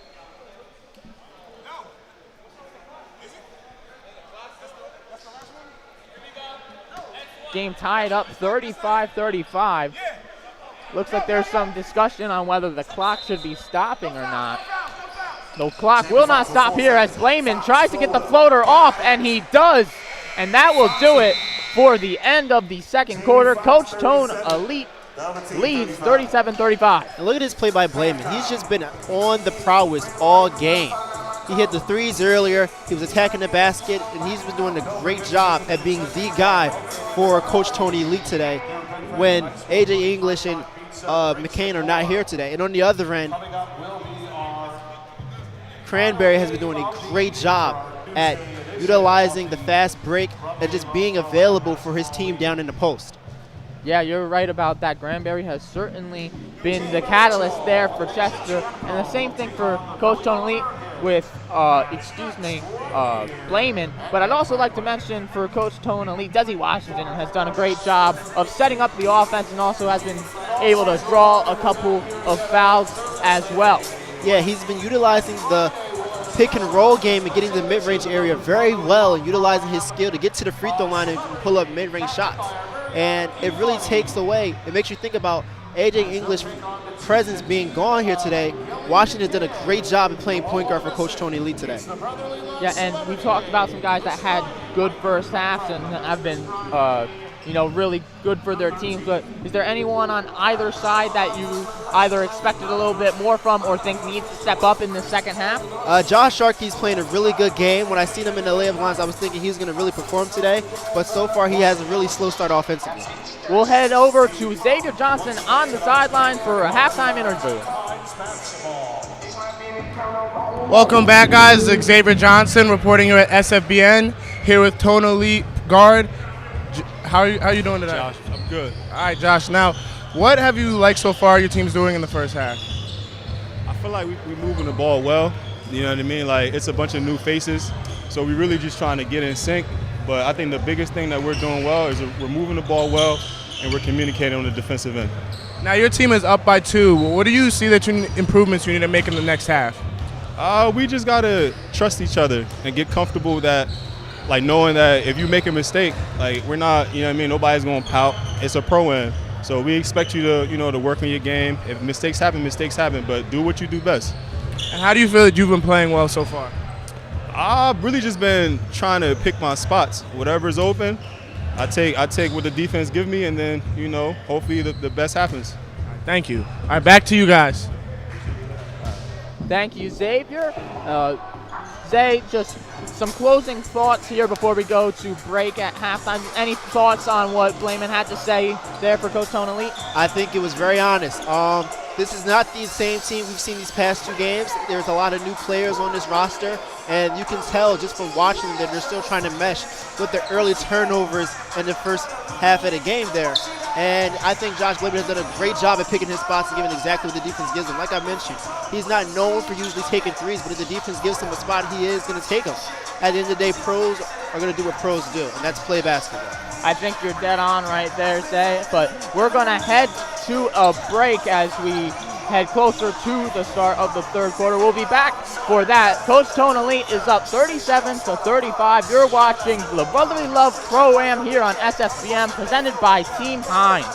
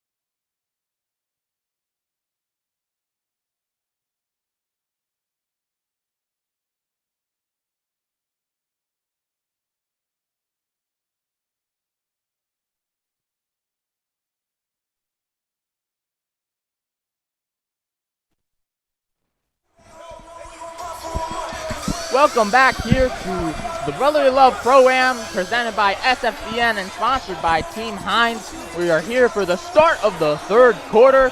Coach Tony Lee leads 37-35 in this close one so far. Jake Gable alongside Zay Ellis, our sideline reporter, Xavier Johnson, a part of the broadcast crew as well, as we are very close here to the start of the third quarter.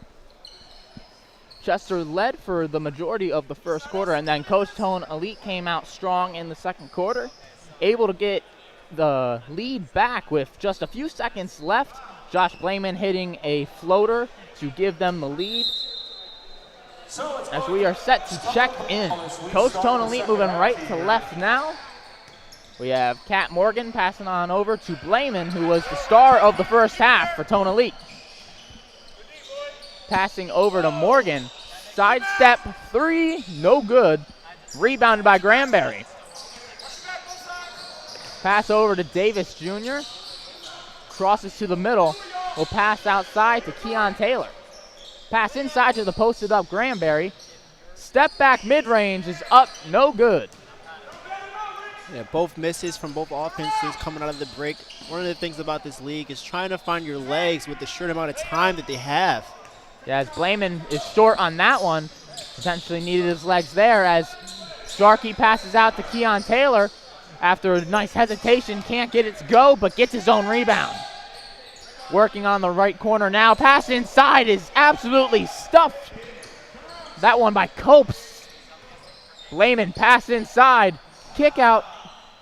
Pass into Copes. Trying to do it on both ends, and he does. Copes with the first points of the second half. And that Coach Tony Elite ball movement was amazing just now.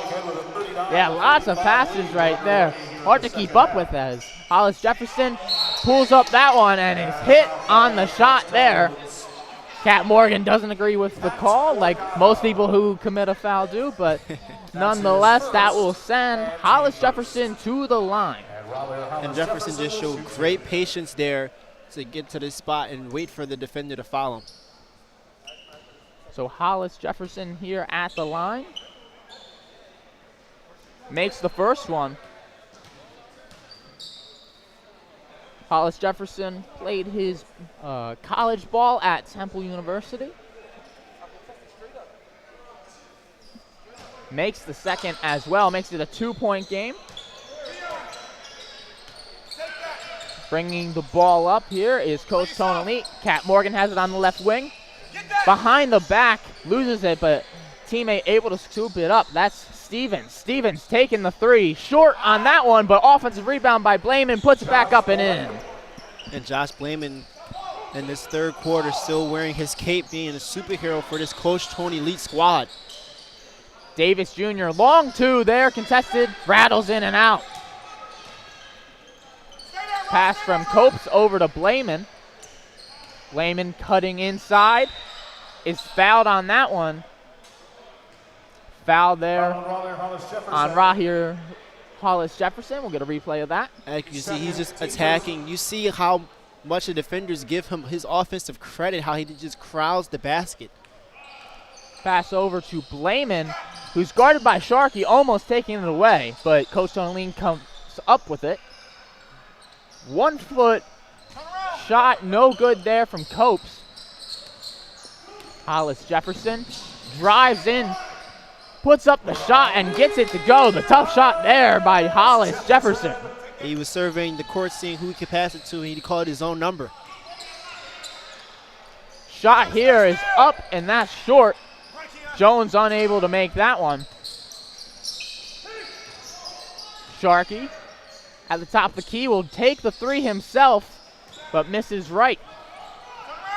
Trying to push is Coach Tone Elite. Losing possession of that one off Chester, so will stay Coach Tone's ball. Yeah, Sharkey does a great job utilizing his defensive skills to slow down a fast break there after the long missed three. Quick pass in to Blayman and is fouled by Sharkey on that one. And that'll be 2 shots at the line for Josh Blayman. And you can see here, Blayman is just utilizing his size there over Sharkey and getting to the basket. So Blayman back at the line. He's been doing it all for Coach Tone Elite, their lead scorer, as he makes the first. Blayman went to Stockton University, played 4 years there, and was inducted into the School Athletic Hall of Fame. Was named the Conference Player of the Year in his senior year. As he gets the second of 2 to go, extending the lead to 3 here, as there's 5.5 left to go in this third quarter. Sharkey over to Hollis Jefferson. He'll take the 3 on the wing, and he drains it. And now with this offensive unit out here for Chester, they're going to try and get a lot of threes out there now. You see Mo Nelson's out there. Jamie Foxx inside. No, don't like it. Shark. Blayman with it on the wing, giving it over to Morgan. Back to Blayman for three. And watch out, Josh Blayman is on fire right now. Josh Blayman just cannot be stopped and just utilizing everything that the defense gives him. He's had different looks all game, and he just cannot be slowed down. Stanley Davis Jr. driving in, kicks out. Hollis Jefferson trying for another one. Made the last, but gets fouled on this one. And that will be 3 shots here for Chester as we get a replay of that one. And Hollis Jefferson does a great job once again at just being patient and utilizing what the defense gives him as well. He just got the same call earlier, and he hit the free throws, and now he's back at the line. Raleigh Hollis Jefferson at the line shooting 3. The older brother of Rondé Hollis Jefferson, if you know anything about Chester basketball. Both going there at high school as Hollis Jefferson misses the first. 4-point lead here for Coach Tona Lee. Second is up and in. Hollis Jefferson not the only brother on the court right now for Chester of an NBA player. Mo Nelson, the younger brother of Jameer Nelson, another NBA player. Mo Nelson, the sharp shooter himself. Hasn't gotten a lot of touches here in this game today, but hopefully that's going to change later. Yeah, he did just check in here for the first time in the second half, as we have Cat Morgan guarded by Hollis Jefferson. Blayman with it here. Gets the screen and will shoot off of it. Rare miss for him, but he gets his own board. Throws it away, fighting for it. Boykins gets it and will give it to Blayman in the corner. Driving baseline. Tries to give it to Copes, but ends up losing it. Pass up to a wide open Granberry, and that'll be the easiest 2 points of his life as he cuts that one down to 2. Tie that game up. If you kids are watching basketball, you got to utilize what Josh Sharkey did and utilize the throw-ahead pass from half court. Trying to get the pass inside with Desi Washington, but another turnover, and Chester can take the lead back here. Davis Jr. from the corner misses, but there's the putback jam from Raleigh Hollis Jefferson, trying to bring the house down there. And that's just the key of utilizing the throw-ahead pass. The defense isn't all the way back yet. Doesn't matter if you miss a shot, make a shot. There's always going to have numbers when you have a throw-ahead pass. Reverse layup up, rattles around and in. Desi Washington with the fancy moves there, tying this game back up. Sharkey drives in on Blayman, misses that one. Long on that, Washington pushing. Boykins in the corner. He'll shoot and fire, but right there for the cleanup duty is Cat Morgan. Mo Nelson has the wide open lane, puts up the floater, but can't get it to go. And Desi Washington's going to try and slow this ball game down now. Washington going to take that pull-up 3, missed that one. Davis Jr. getting it to Mo Nelson. Transition 3, can't hit, but Granberry is there for the rebound. Pass outside to Hollis Jefferson. Pass inside, trying to look for Mo Nelson, but can't connect on that one. Now go into the stands for a turnover. There's a lot of heat on that pass just now. As we get a replay of this, we got the slam right here. Stanley Davis Jr., the miss right there. Hollis Jefferson with the slam.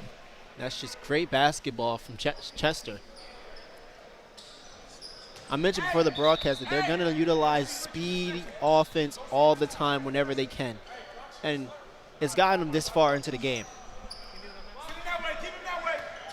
Washington bringing the ball up as we are under a minute here in this third quarter. Working on Mo Nelson. Tries to get the pass inside. Is stolen.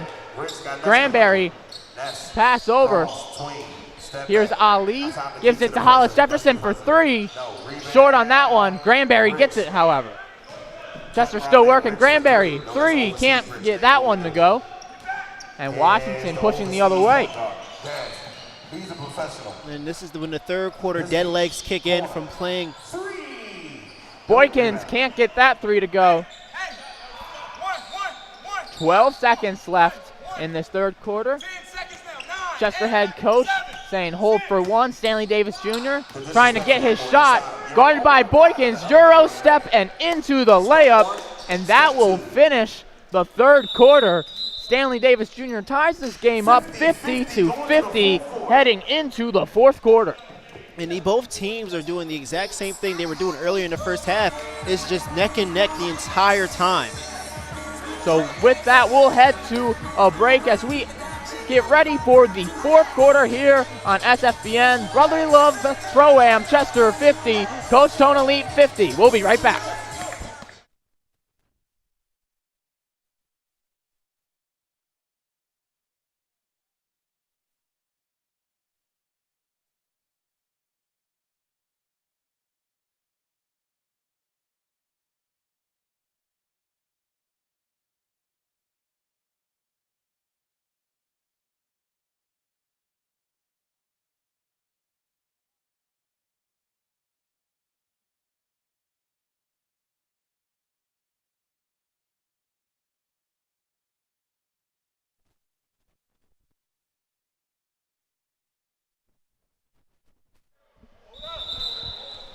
And we are back here for the start of the fourth quarter, or at least what seemed to be the start of the fourth quarter, as ref has to recheck the ball in.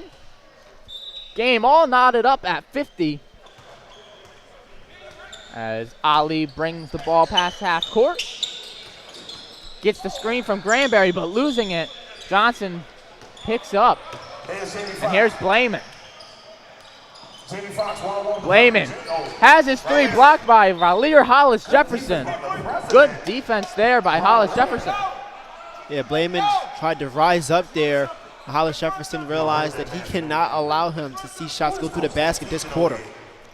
Coach Tone Elite touching that before it goes out, so Chester ball. Stanley Davis Jr. working on Boykins, and he'll get fouled on that spin move. And now it's getting to the point of the game where we have to utilize the weaknesses of each other and who the weaker defenders are from the strongest. That foul on Boykins. Davis is going to try to go one-on-one again. Davis Jr. has that ability as he drives on him. Creates some space, puts up the three. No good, back rim. And Blayman will bring it up here for Coach Tone Elite. No points scored yet in the fourth quarter. Blayman gets the up and under, but can't get it to fall. It was a great move and great patience there by Blayman. Davis Jr. puts up a wild shot, can't get the foul call. Johnson giving up to Boykins, over to Washington. Washington for the three. Excuse me, that'll be a long two. Getting a bank on that one. So Coach Tone Elite gets the first points of this fourth quarter, up by 2. Pass inside, there's Ali. He'll get fouled on that drive. And that'll be a shooting foul as we get a replay of that. And just Hollis Jefferson is always looking for his teammates on the cut, and Farmer did a great job at cutting there. Sorry, not a shooting foul. That was a foul on number 2, Boykins. Slipping is Ali on the court, and he'll turn the ball over. That's exactly why I stopped playing the hip. Good sportsmanship there from Washington, picking up the opponent. 7:30 about left in this fourth quarter. Remember, there's an Elam ending here, so at 4 minutes left, the clock will stop as that one goes in for Desi Washington. And Desi Washington, yet again, just utilizing his mid-range performance here. He really loves working in that area. Driving is Ali, met by 2 defenders, brings it back out. Pass over to Mo Nelson for 3. Can't get that one to fall. That was a great pass from the post there, looking for his shooters, and he found them. Unfortunately, it just didn't go in for Chester.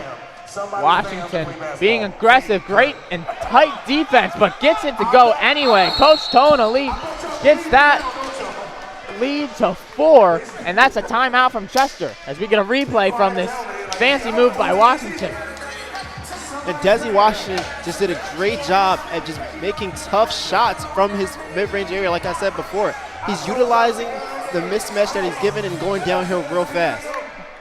Yep, the Coach Tone Elite lead now extended to 6. Clock stopped here, so once it hits 4, whoever is leading will add 8 to the score, as we have the president of the league, Navar Bowman, just messing with the camera there. But clock stop at 6:53, 6-point game.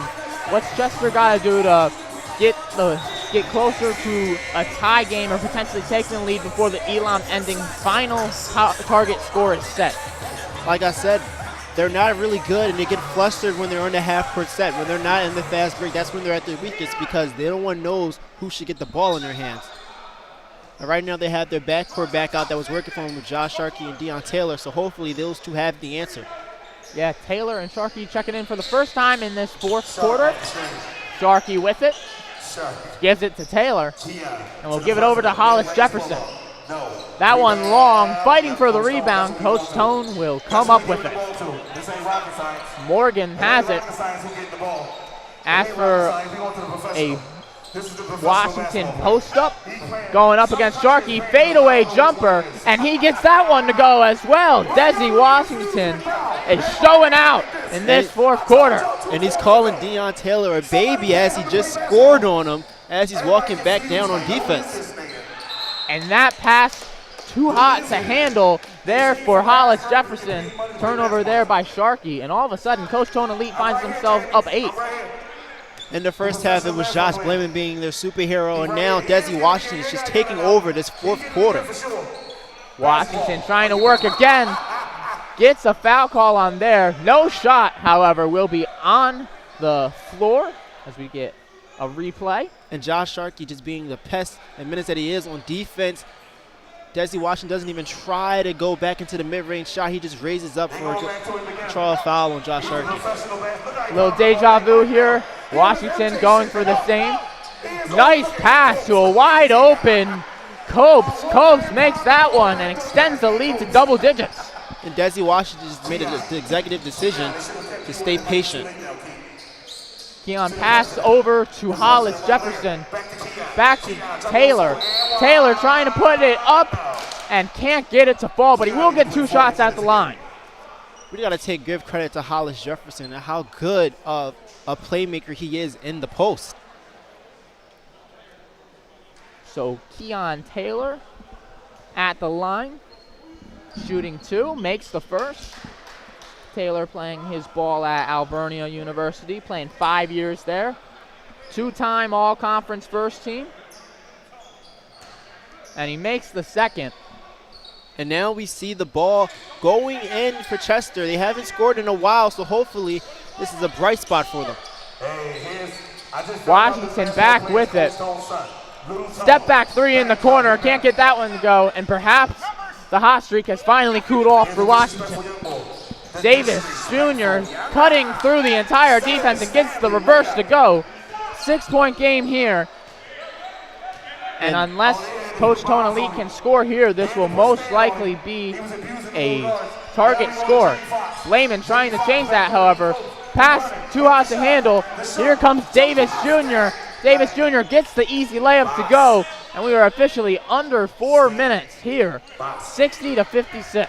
And Chester is just going back to what was working for them earlier. The defense is really dictating the offense this late in the quarter. This is the kick they needed. And Coach Tony Lee's going to call a timeout. Couldn't have dreamt up a better scenario there for Chester. Down by 10, goes on a 6-0 run, and finds themselves very much in this ball game. Yeah, luckily the free throws by Deion Taylor getting to the line, getting the basket, and really moralized the team to fire off and get back into it. And Desi Washington cooling off also helped Chester a lot. He had a heck of a fourth quarter, just doing whatever he wanted down there. And now Chester back in this ball game, only down 4 points. Yeah, Desi Washington hot there, but the guys we saw in the first half that were hot for both teams, we had Granberry for Chester and Blaman for Coach Tony Lee. We haven't seen them doing too much scoring here in the fourth quarter. Do you expect that to change, or do you go with the hot hands now that seem to be Washington for Coach Tony Lee and Stanley Davis Jr. for Chester? I think we go Stanley Davis Jr. for Chester for sure, and probably Eli Washington if he doesn't get double teamed. But I'm pretty sure he's going to be coming for the rest of this quarter. So the target score has officially been set. First to 68 will win this ball game. Coach Tony Elite has a 4-point advantage to that game. Washington with it. Will give it to Morgan. Over to Blayman. Blayman collides with Taylor. Nothing called. He'll take the three in the corner and get it. Chaotic possession there, but that's a three from Blayman. Taylor trying to answer. Gives it to Hollis Jefferson. All the way to the rim and gets the layup to go. And the Chester bench really wanted a foul on that basket there. Blayman working. He just hit the three in the corner. Trying to create space again. Takes it again and makes it again. Josh Blayman is up to 66, for Coach Tone Elite. 2 points away from winning this ball game. Davis Jr. working on Washington. Spinning and shooting. Can't get it to go. A score will win. Up and in for Morgan. And that will end this ball game. Coach Tone Elite coming out firing to end this one as we get the final bucket here. Yeah, Josh Blayman just doing a great job at throwing the ball ahead to his teammate to end the game. And before that, knocking down 2 threes back to back. And that's all because the team was focused on doubling Eli Washington at the three-point line. It gave Josh Blayman an opportunity to go 1v1 against Deion Taylor, a size mismatch and experience mismatch.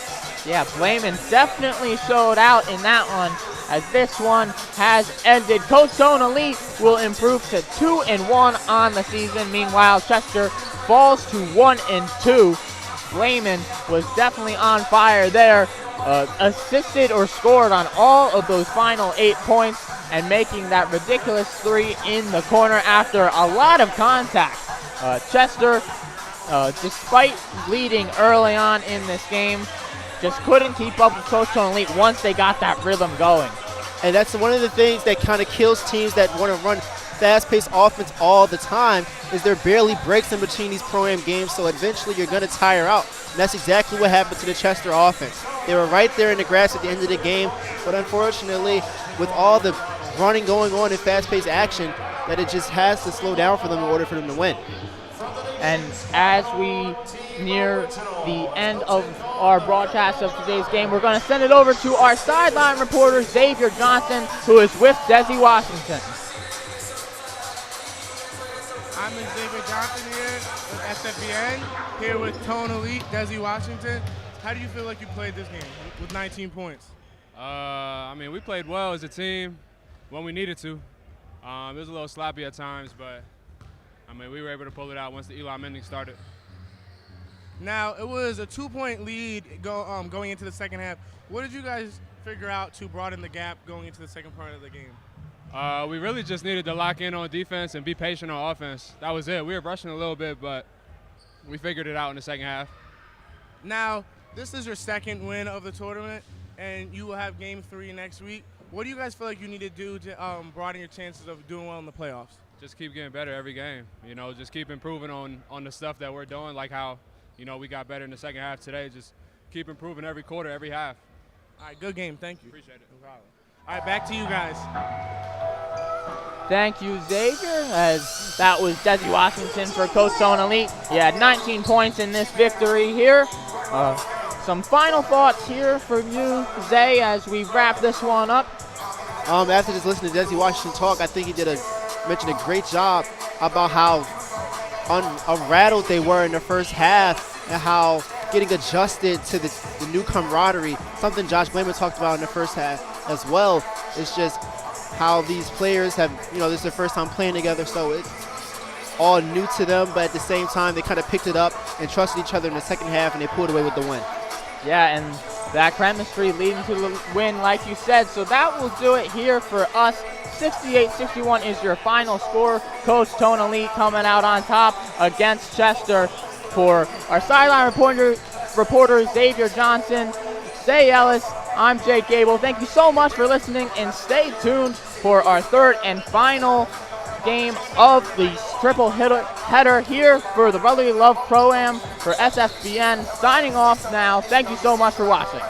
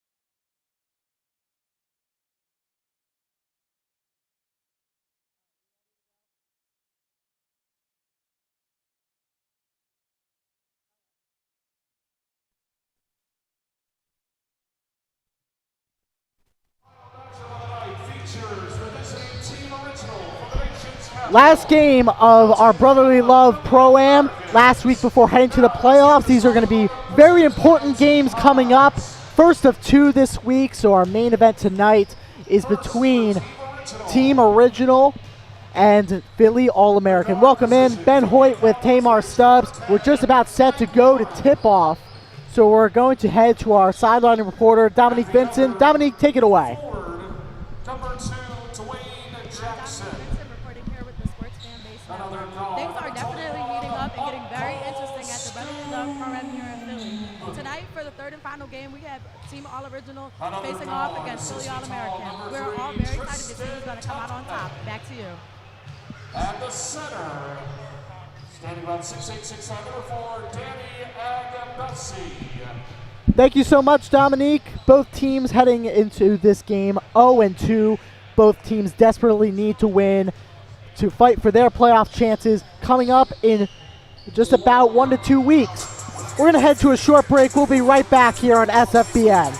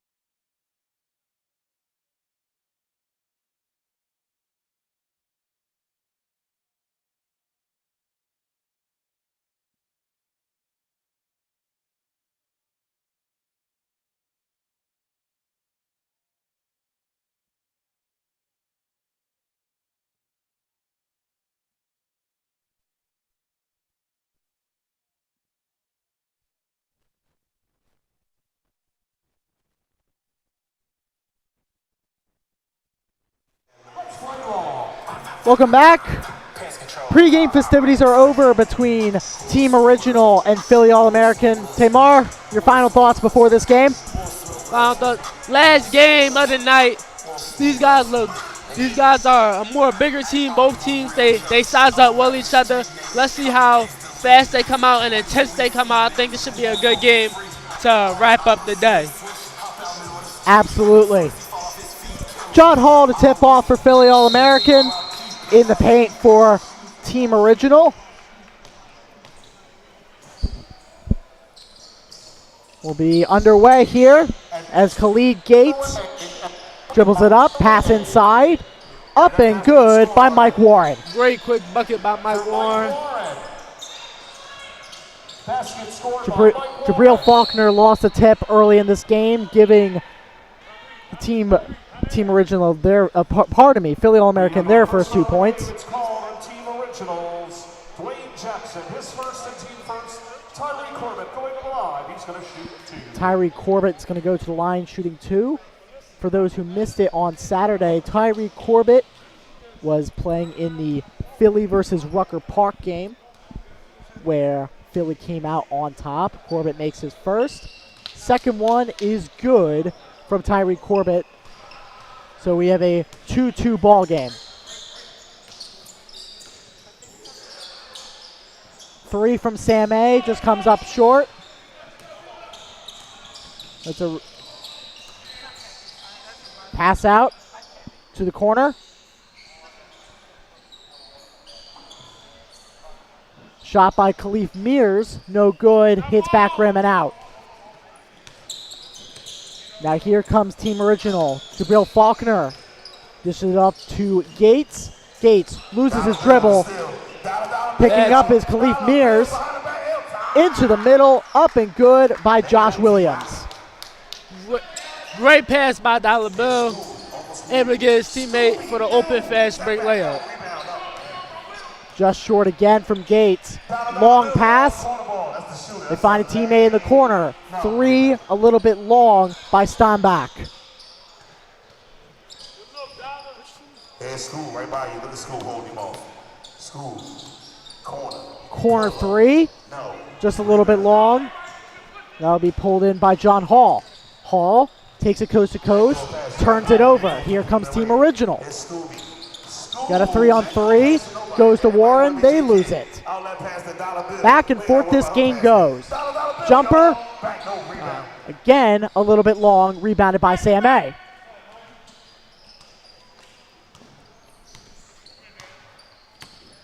Sam A. Bring it up slowly. Dribbles towards his left. Looks for a little bit of a floater. He gets fouled. We'll take a look at the instant replay. You can see right here. He got a sub coming out the bathroom. Goes strong left. Kind of fluked it up a bit, but was able to draw the foul. Let's see how many he can get at the free throw line. Sam A will be shooting 2 at the line.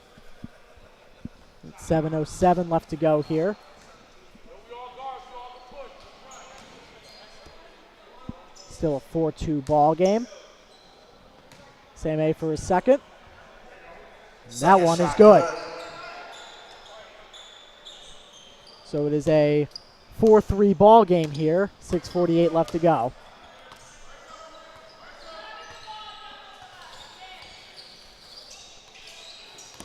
Good look for a spot in the lane. Shot, follow-up rebound. No good. That was Kyrie Coates trying to get the follow-up to go. Backdoor cut. Great Warren. backdoor cut. Great backdoor cut by Warren. Able to catch his defense sleeping for an easy layup. In the middle. Faulkner almost got a swat on it, but Philly All-American gets it to go. It is a 6-5 ball game. Strong move by Tyree, able to put his body inside a defender and finish it. Faulkner in the post. Baby floater. Hits back rim and in. So you got a 7-6 game. A little bit of a seesaw here. And Trey Thompson off the screen, holding him off. Yep. Top of the arc. Philly All-American and attempts a 3. That's good by John Hall. Great by Hall to be able to use that one dribble to get in rhythm and knock down that 3-point shot. Warren, right wing. Beats Faulkner in the post. Spins. Shot. Front rim. They call foul late.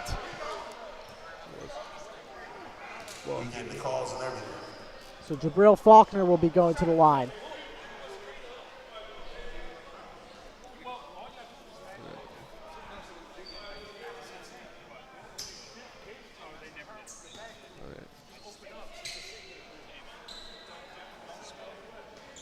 Faulkner missed the first.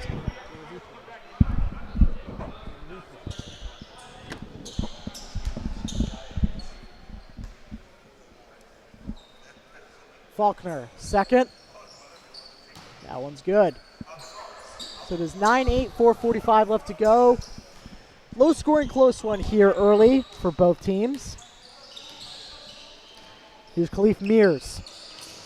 Moves to his left, gets the pick by Hall. Mears on the wing, looking for a shot. He'll take one and get one to fall.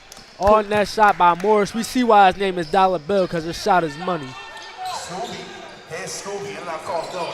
He lost his dribble. And Khalif Mears has nothing but basket. He throws it down.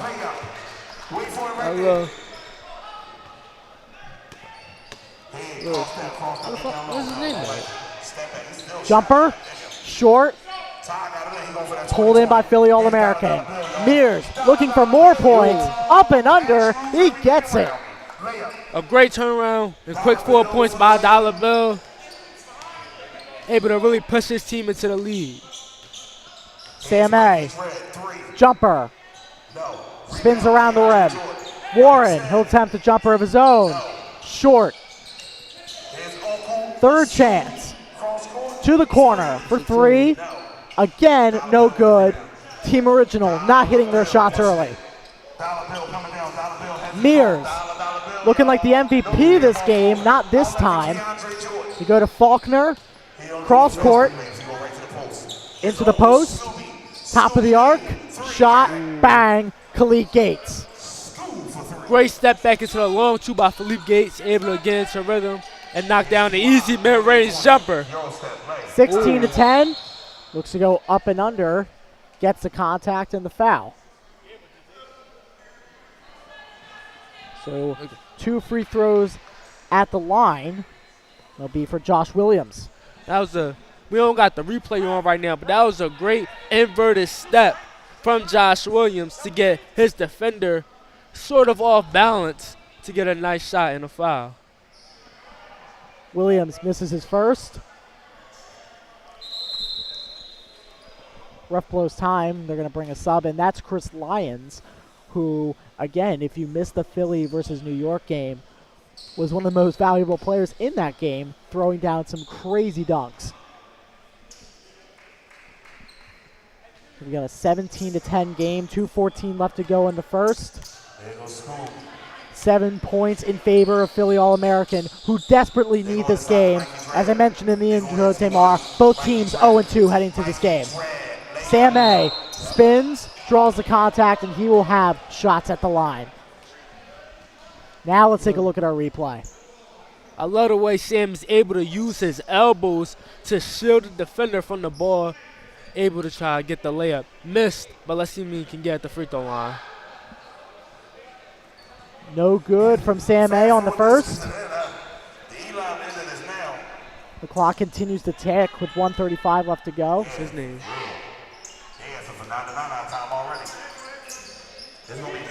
Second one is good. So it is 17-11, 1:24 left to go. John out to T.Y. Scoop said, I got him. He like, Scoop said he like, T.Y. said. Trying to ISO him. Looking to the lane. Swatted by Faulkner. Are they going to count the points? Yes, they will. Score the basket. 2 points for Philly All-American. It's a 19-11 game with 1:02 left to go in the first. This is easy for T.Y. Here's Uncle Scoop. His first dollar bill. Gates on the wing. Feeds it to the post. Faulkner. He has the height advantage. Swings it around to Warren. Again, not converting Team Original, but they do grab the steal. Sam A in a 2-on-2 situation. Goes inside. Follow-up attempt. That one's good from Khalid Gates. Great way for Team Original to capitalize off the 3-on-2 situation. Able to push the ball and get a shot at the basket. Mears, right wing. He's guarded by Gates. Beats Gates off the dribble. Jumper from 2-point range. That was a tough shot. Tough shot and very contested, made by Khalid. Just shows how skilled he is on all 3 levels. 3 up from Team Original. No good by Gates. And that's the end of the first quarter. Your score, 21-13 Philly All-American. This game is sponsored by Team Hines on SFBN.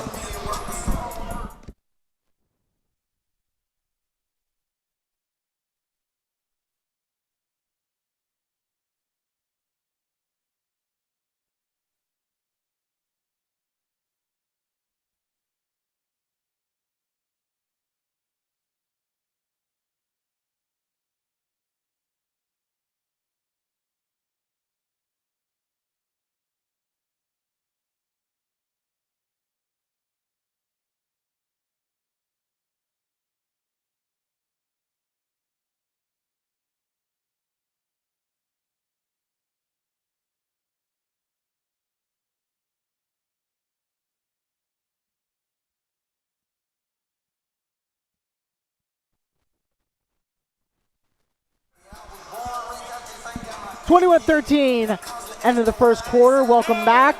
Philly All-American leads by 7, and Tamar, pretty competitive game early between these two teams. Very competitive game.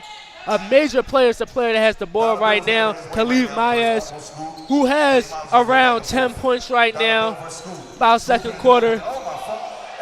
He's probably one of the most talented players in the league, able to score on all 3 levels. Mears has the ball stripped. Warren passes it to Gates. Gates from beyond the arc. Short rim.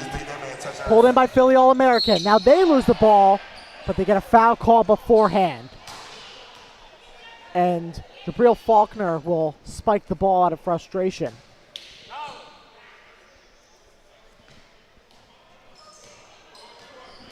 So now they pass it in.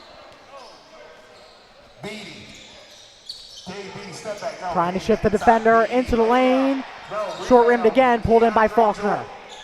Pass to Sam A. 3-on-2. Gates, 3 from the wing, splash. Great shot by Khalid Gates, able to get knocked down that open 3 to put Team Original back in this. Hall, right wing, step back, shot, long, and pulled in by Team Original. Najee Marshall, again, probably one of the most valuable players in this game in the New Orleans Pelicans organization. Shot, Gates, trying to make an impact. Sam A, follow-up rebound, gets it to go. Timeout, Philly All-American. So we're going to take a quick break. We'll be right back on SFBN.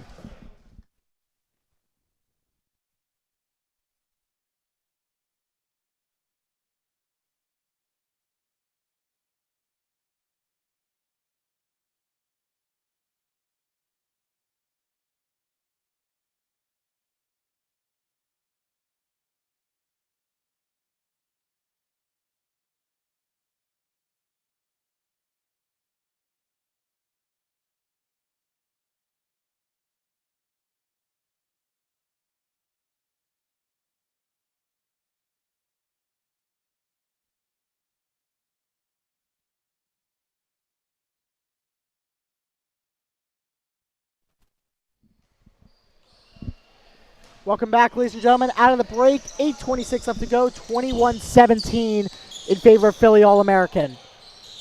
They pass to the wing, pump fake, step back, just short.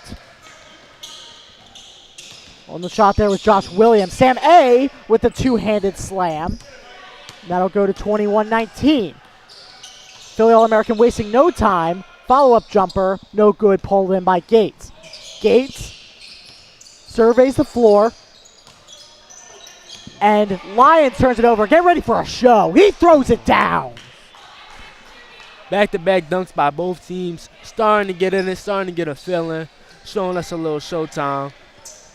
Lyons showing off his athleticism, which he displayed last game during the Philly Harlem Showcase. No good by Marshall. Gates passes up. Pass is good.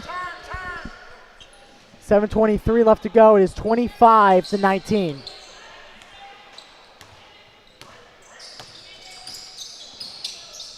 Shot. That's from 2. No good. Pulled in by Williams. Williams on a fast break. Williams up and under. And 1. Count the bucket. Take a look at the replay. Incredible layup made by Williams. It takes a lot of skill and touch to be able to get fouled, have his arm pulled down, and still finish at the basket. We've got a 27-19 game, 6:47 and counting. Williams at the line for 1.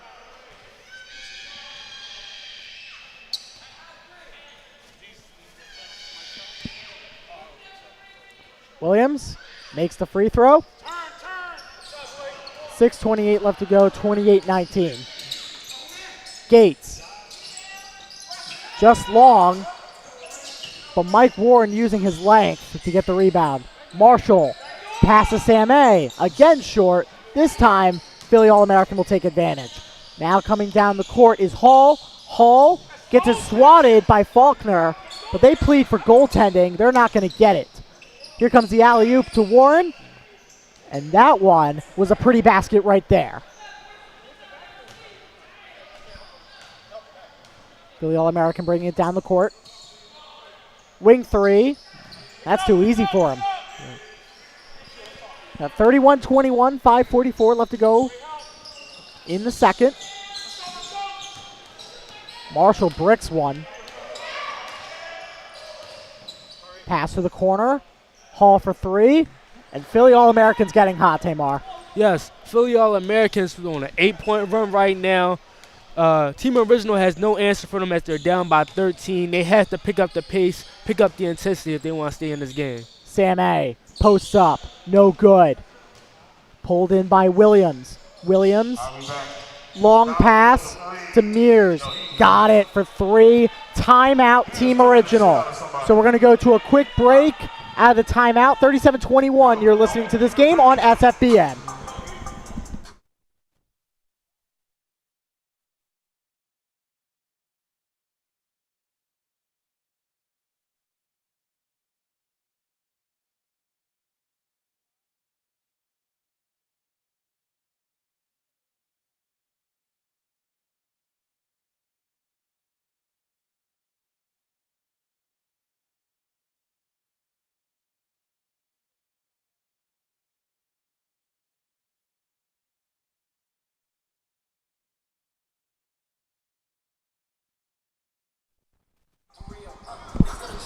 (37-21), 5:06 left to go in the second. Welcome back. Ben Hoyt here with Tamar Stubbs. And Tamar, this has been a blowout so far. Yes. Philly All-American running away with it. It's been a blowout, but I see two problems. I see a problem for each team. For Team Original, they need to stop All-American from their transition offense. But with All-American, they're ball watching on the rebounds. So they got to put a body on somebody and get some rebounds. That's the problem for both teams. We take a look at a great and one by Najee Marshall. He will have one more at the line. Najee Marshall is currently in the NBA, playing for the New Orleans Pelicans. One of the more talented players here at the Brotherly Love Pro-Am this year. He makes his free throw, so it is now 37-24, 4:24 left to go. Pump fake in the corner. They go up, and he is stuffed. Great block by Faulkner. Now they pass to Najee Marshall, who crosses half court, guarded by Lyons. Three is up by Gates. Hits back rim and out. So again, a fast break for Philly All-American as they take it to the wing. Behind the back, he takes ankles with it. He goes to the lane and is swatted away by Jabri Faulkner, who has something to say to him. Let's look at this. Behind the back, put his man in the front row. Ooh, was looking to take his defender's head off with that dunk. Gates looks inside, try to get a backdoor pass going. They couldn't, so Lyons will bring the ball up. Feeds to a teammate, wing three. Bang. It's a great shot by Kyrie Coates. This is the Original need to stop All-American in transition offense. This is exactly what I'm talking about. They just let him walk into a three. These are easy points for them. Najee Marshall beats him off the dribble. Goes up and will be heading to the line. Take a look at our replay here. Tamar, what do you see? Najee Marshall see that his man reached, so he's just going to go right by him, able to get the foul. Let's see if he can get the free throw line. Marshall will be shooting two right here. Again, we talk about Marshall being a part of the Pelicans. Yes. They are a team that's very young, eager to do well in the playoffs, and he will definitely be a big piece for them heading into that season. I think he should be a big piece. The Pelicans is one of the best young cores in the NBA. In about another 2, 3, maybe 4 years, they should really be contending for a title. Trying to put Sam A on skates. They go into the lane. Three defenders collapse on him. Pump fake. Here's Coates. Step back three. A little bit off. How about a three? Follow up? No. Marshall goes behind the back. Goes to the left wing. Moves his defender into the corner. Step back. Shot. No good. Coates gets the rebound. Coates, backdoor pass, and it'll stay with Philly All-American.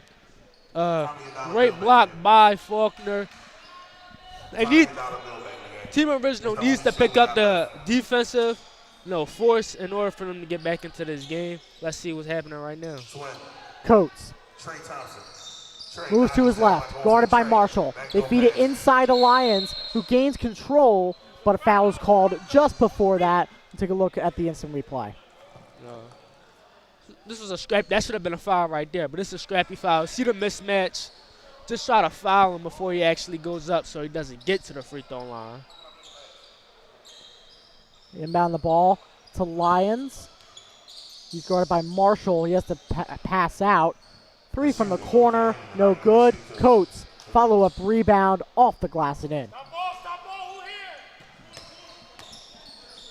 Taking that the other way, Team Original on the wing. 2-point jumper from the post, no good. Fast break, Philly All-American feeds it to Lions with the tomahawk. Showing a little showtime from Chris Lyons, second dunk of the night. I love to see it. 43 seconds left to go, 44-26 in a game that has been all Philly All-American. It's going to stay with Team Original. You take a look at our replay there. In real time, though, Najee Marshall just took a 2-point jumper, no good. But he puts it off the glass with his follow-up attempt. It is now 44-28, 10 seconds left to go. Last shot goes to Philly All-American, who have been dominating this half. No good. Sam A. Jumper last second, no good at the buzzer. So, after 44-28, we'll have an interview with Dominique Vincent in a moment. But Tamar, again, Philly All-American came out to play, and they've certainly shown it. Philly All-American is decimating Team Original just by the 3-point line, free throw line, and just inside scoring. Team Original needs to pick up their defense if they want to get in. And I'm talking about they're good in the half court, but I'm talking about in transition, putting their hand up when they're trying to shoot threes, stopping them from getting to the paint. They need to do all this and play as a team if they want to get back in this game. Yeah, what does Team Original need to do to try to at least lower the deficit and claw back into this? They need to play defense. That's all. They getting some shots up. Not all of it's going down, but I love the fact that Original is getting to the free throw line. They got to lock up on defense, and that's where they should start with. Intensity on defense, and that's how they're going to get back in this game. All right, it looks like Dominique Vincent's ready with our interviewee. Take it away, Dominique. Hi, I'm Dominique Vincent here with Khalif. You are one of the top scorers of the game right now. What was your plan going into the first half? Just coming in, just dominant, just kill, try and get a win at the end of the day because we lost 2, so we just fiending for a win right now. Yeah. What have you seen in the way that your team's playing right now that they need to carry into the second half? I think we just need to play with more energy. We can't lack on defense. We just all got to stay together. Yep. What do you plan on doing to keep the lead? Keep on killing, keep on scoring. Thank you so much, Khalif. Back to you. Thank you so much, Dominique. So we head into halftime. Again, a great interview by Dominique Vincent. 44-28 at halftime. This game is sponsored by Team Heinz. We'll be right back on the Sports Fanbase Network.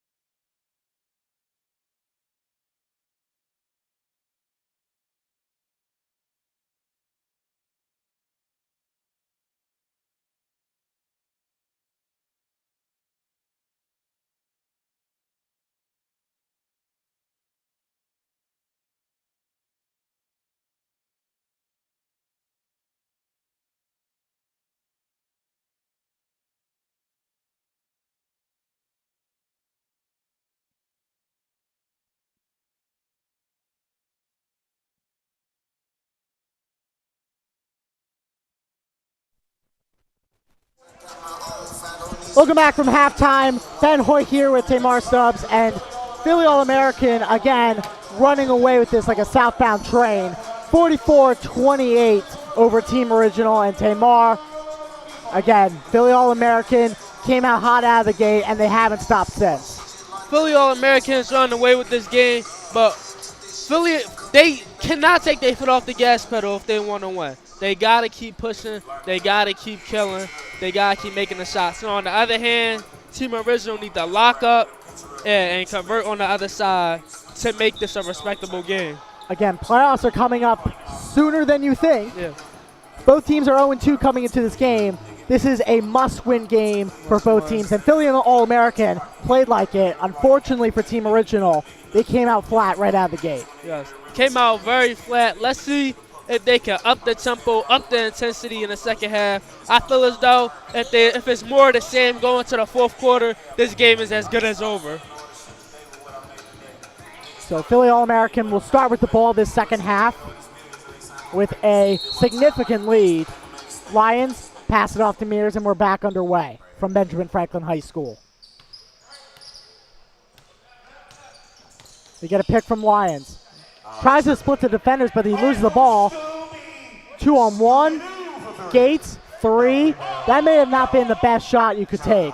No, he should have went to the basket. They got the stop on defense, but why stop and hit the 3? Let's get to the basket, get in the rhythm, and get the easy points. Lions with the M1 play. Take a look at our replay. Drives from the wing, and a very athletic finish from Chris Lyons. Very athletic finish. They should have played better defense.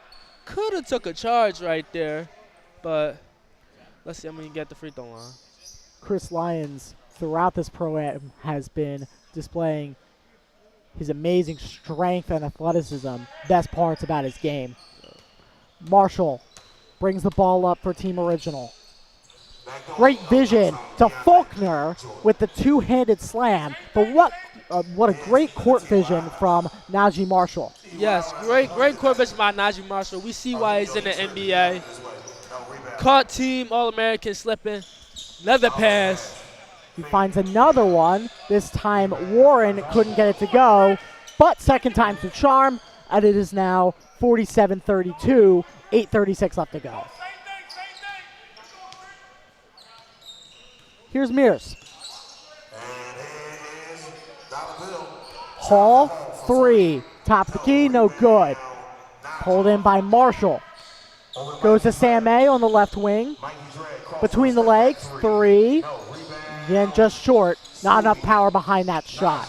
Marshall feeds to the other wing this time. Again, unsuccessful. So here comes Hall, taking it coast to coast. Behind the back, guarded by Gates. 3 is up. 3 is no good. Pulled in by Gates. Gates taking it the length of the court.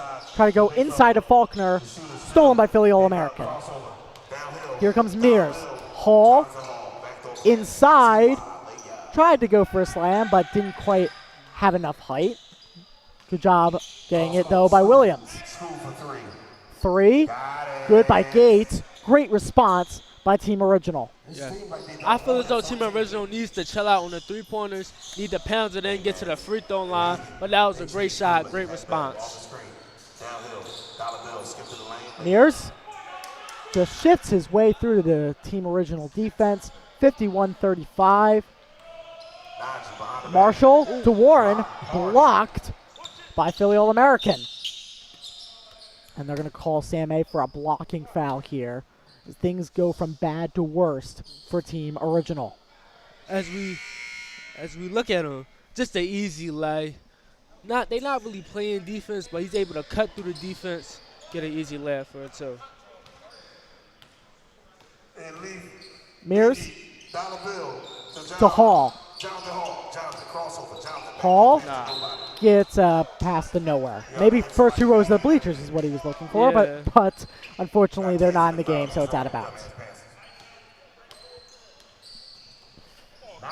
Najee Marshall with the left-handed slam. As Marshall gets involved in the second half, Sam A has a baby floater blocked. 6:18 left to go, 51-37, as Williams Euro step, no good, pulled in by Faulkner. Here comes Najee Marshall, other way, takes a three, and Najee Marshall is now getting hot. Yes, Najee Marshall looks like he's wanting to take over the game. He's one of the best players in the league, and he's actually in the NBA. He's looking to take over this game, put his team on his back so they can get the win. Oh my God, man. He puts his defender on skates. Curry length three, airballs it. Here comes Gates. It will stay with Team Original. Take a look at the replay of the last play. Just walks down, tries to draw the foul, but hits it right in the space. Marshall, between the legs, step back, three, just wide. Mears, inside to Hall, traveling violation, took one too many steps. Can you see that All-American kind of taking their foot off the gas pedal, coming off a little lackadaisical? They got to pick it up. You can see the Team Original is creeping right back in this game, little by little. Absolutely. It is now an 11-point game, the closest it's been in a while between these two teams. Marshall looking to be the leader for this Team Original team. Gates in the corner, looks inside. Gates, bang, single-digit game. Now back to 7, 51-43, 4:28 left to go. Williams to Hall. Philly All-American looking for a response. Tight defense for Team Original. And tipped by Marshall. He gets his own tip. Marshall, wing three, in and out. Gates gets the rebound, turnaround jumper, and now it is back to 6. Team Original clawing and prying their way back into this ball game. Team Original coming out on a mission. You can tell they really want to pick this up and get their first win of the season. That's going to be a walk. Big mistake by Philly All-American. With Team Original, they're capitalizing off of All-American's mistakes. Their turnovers, unnecessary turnovers. They miss shots going to transition. This is a great job by Team Original. Bill inbound by the sideline. Philly All-American will make some substitutions of their own. 3:14 and counting here in this ball game, or pardon me, in the third quarter. We still have one more quarter left to go. Gates, ISO, three, bang. Oh, man, Najee Marshall, Khalid Gates. These have been the two money makers for this team. Both taking beautiful shots, just inching in there, getting stops, and making it count on the other side on the offensive end. Shot from the free throw line, no good. Hall, turnaround jumper, no good. So Sam A will take it along the court. 2:30 left to go. Sam A, three, no good. Team Original pulls in the rebound. Matt scramble for the ball, and it's going to go to Philly All-American. Even those All-Americans ball, you can see the hustle in Team Original. They want it more. They coming out in this second half wanting it more than Philly All-American.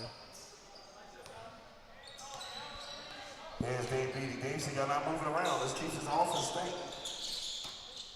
T.Y. Williams T.Y. moves to his left. They got 2 on him. They got 3 on him. He's still 2 defenders on him, takes the contact, and he will be going to the line.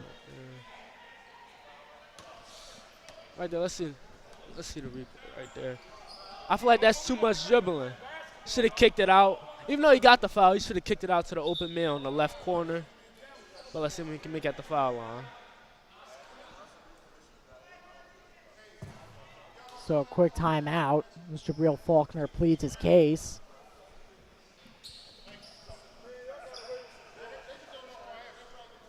It looks like we're going to take a timeout. So we'll be right back here on SFBN.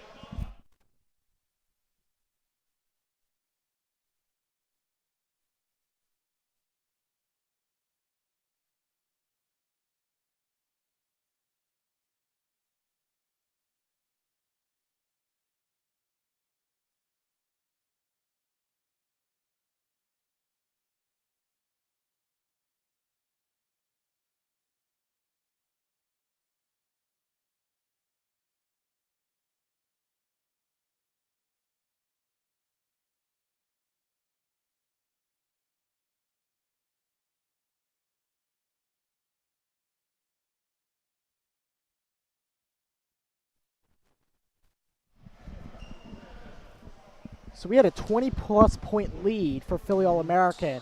Is now down to a single possession game pending the free throws. Welcome back, Ben Hoyt with Tamar Stubbs. And Tamar, this has been such a crazy game.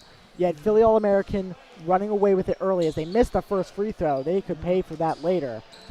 But then Team Original started playing their brand of basketball, and they're right back in it.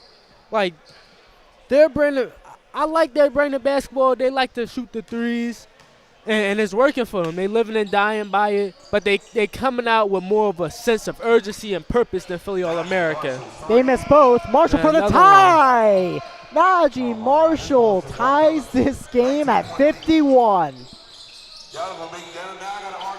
Now Philly All-American are scrambling to find an answer. Hall misses the three on the short side of the rim. Marshall looking to do it again from the wing. And he's going to have 3 shots at the line. Wow, look at what this game has turned into. This is about Najee Marshall's 3rd or 4th shot from that exact spot, able to hit it exactly how he wants to. Now he's about to get 3 shots at the foul line. These shots could give Team Original the lead in this game. It was a 17, I think it was a 17 or 16 point lead at the highest. I love the fact that Team Original kept fighting throughout this 17-point lead. And we got to see how Philly All-American can bounce back. Got 46.9 on the clock in the third. Remember, our fourth quarter will have an Elam ending. The closer the better, right? You have the more entertaining game if it's close. And Team Original has done just that. Take the second free throw, and Marshall will make all 3. Philly All-American has not been able to provide an answer this quarter. They're going to double team Mears. He loses the ball. Team Original taking the other way. Sam A, left wing. Short rimmed. Kyrie Coates goes inside, stripped by Sam A.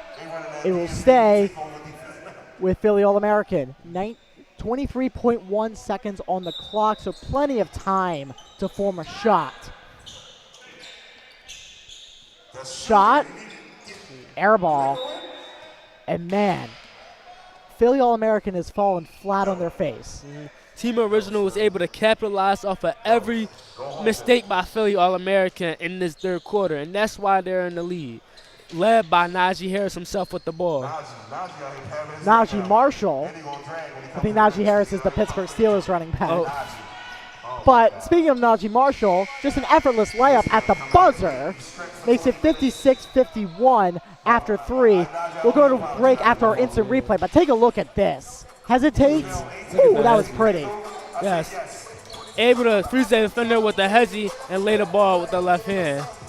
After 3, 56-51. We'll be right back after the break.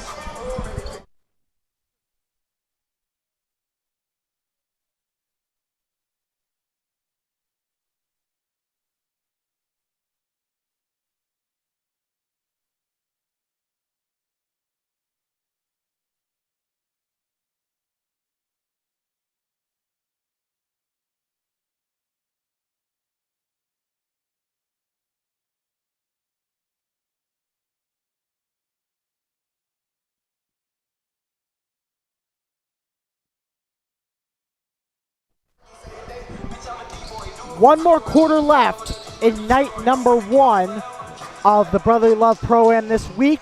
56-51, Team Original. And man, if you told me at halftime the Team Original would have the lead going to the fourth quarter, I would have thought you were nuts. Yes, Najee Harris just spearheading this comeback, showing exactly why he's in the NBA playing for the Pelicans. Sam A with the follow-up response. 58-51, 9:44 left to go.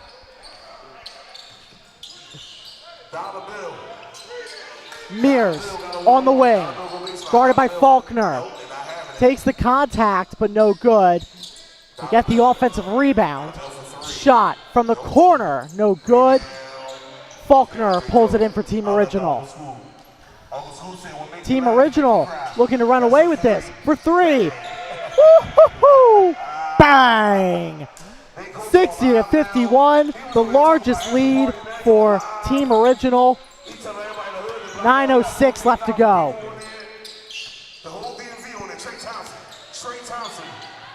Coates cannot find a teammate, so they reset the offense. Euro step, offensive rebound, short, an air ball. 8:45 left to go. Is a 9-point lead again, the highest for Team Original. Marshall, 3. And Team Original gets the offensive rebound. Sam A loses control. And here comes Team Original on the fast break. Hall throws it down. And that's a big response from Philly All-American, who needed that badly. Yes, they needed it real bad. They need a spark. Not just with shots. They just need any type of spark to get them back in this game. Sam A takes the contact. He'll go to the line to bring this back to a 9-point game. Here's the replay. Again, Najee Marshall's court vision has been very key in this game. He's able to balance the fact of being able to push the ball in transition, being able to score, and get his teammates involved to get to easy baskets. Sam A makes the first. Now back to 8. Here comes Chris Lyons back into the game for Philly All-American.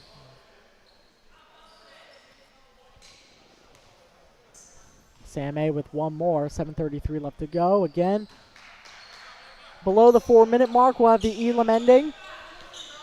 But we talked about Philly All-American running away with this one early. Now it's Team Original that's taking the game and running with it. Original down by 17, now up 9. This is about a 26-point swing just in the second half alone, which is pretty amazing. Team Original, but pardon me, Philly All-American has not scored pretty much at all this quarter as Sam A gets blocked. Hall, pass, Mears, short rim. Gates has a wide open lane, up and under, showing his acrobatics. Might have got a little too fancy on that. And a timeout, Philly All-American. Again, this game is sponsored by Team Hines. Tamar Stubbs, my color commentator. I'm Ben Hoy. We'll see you right after the break.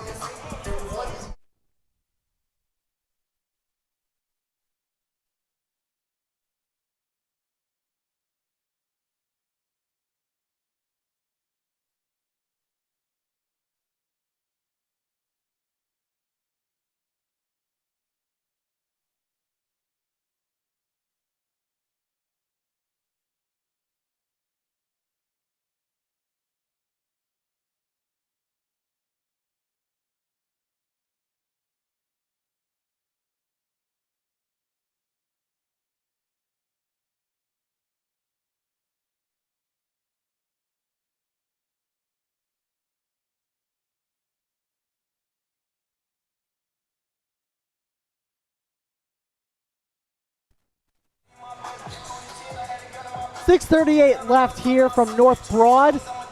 62-53, Team Original over Philly All-American. Team Original has the ball out of the timeout. They pass to Gates. Guarded by Mears. School got 10 seconds. School said, what makes you laugh will make you cry. ISO for Gates. Steps back. Loses the ball. 2 seconds on the shot clock. He loses the ball. And now it's 2 versus nothing. So Mears will get the basket. 6:14 left to go, 62-55. Coming down to the wire in this one. Ooh. Foul going up.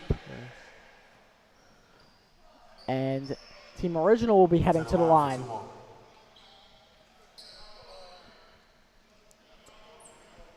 So 5:55 and counting. It is a 7-point game at the moment. How important are these free throws, Tamar? They're very important.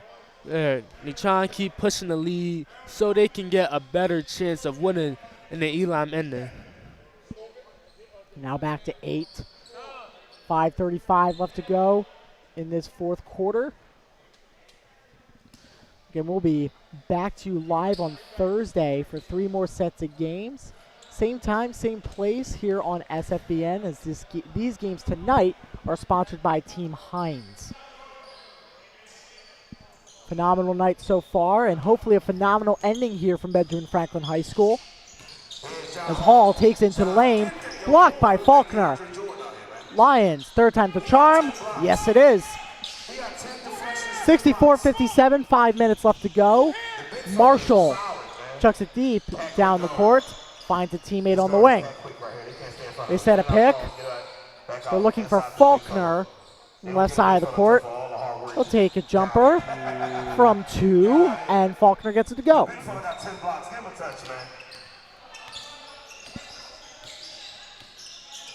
Mears at half court. Lions sets him pick. Hall, deep 3, way off. Marshall loses the ball. Here's Williams, left-handed layup. Simple as that. 66-59, 4:16 on the clock. So next stoppage will bring us our Elam ending. Najee Marshall on the wing. 3, and he's just too smooth with it. Najee Marshall has been balling out all game for Team Original. 69-59 is now a 10-point game. He drives along the baseline. And will go out of play. Lions will take the inbound.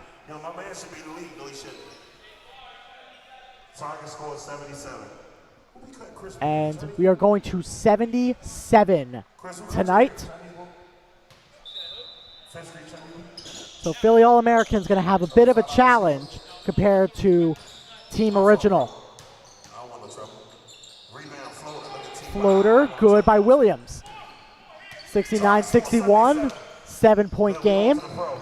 Marshall looking to take over here late. Marshall drives into the paint. And 1, that's huge. Najee Marshall has one more opportunity at the line. We take a look at our replay. Tamar, what an excellent play by Najee Marshall. Amazing play, able to draw the foul. It's just too easy for Najee Marshall. Able to hit threes, able to get in the mid-ranges, and able to finish for the end one.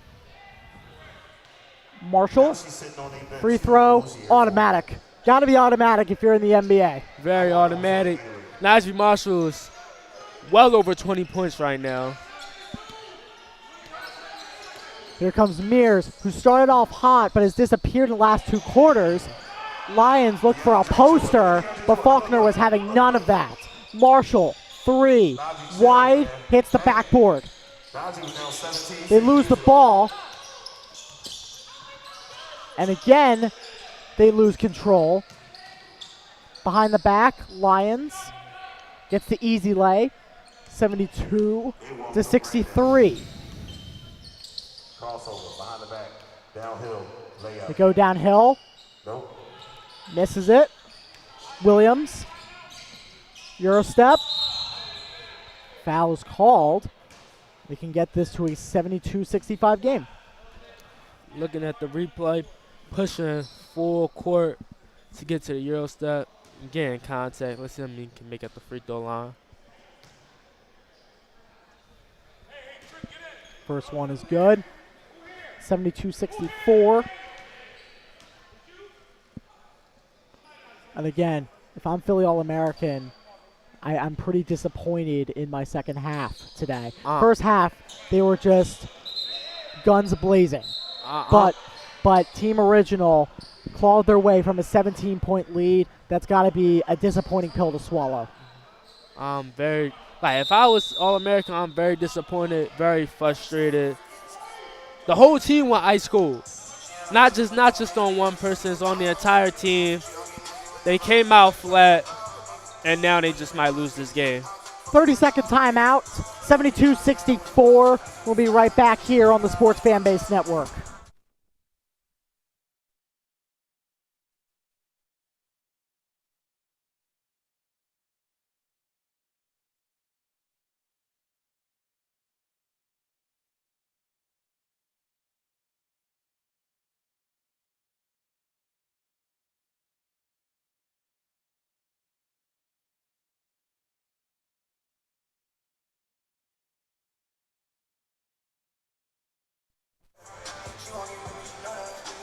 We got 5 more points till the end of this game for Team Original.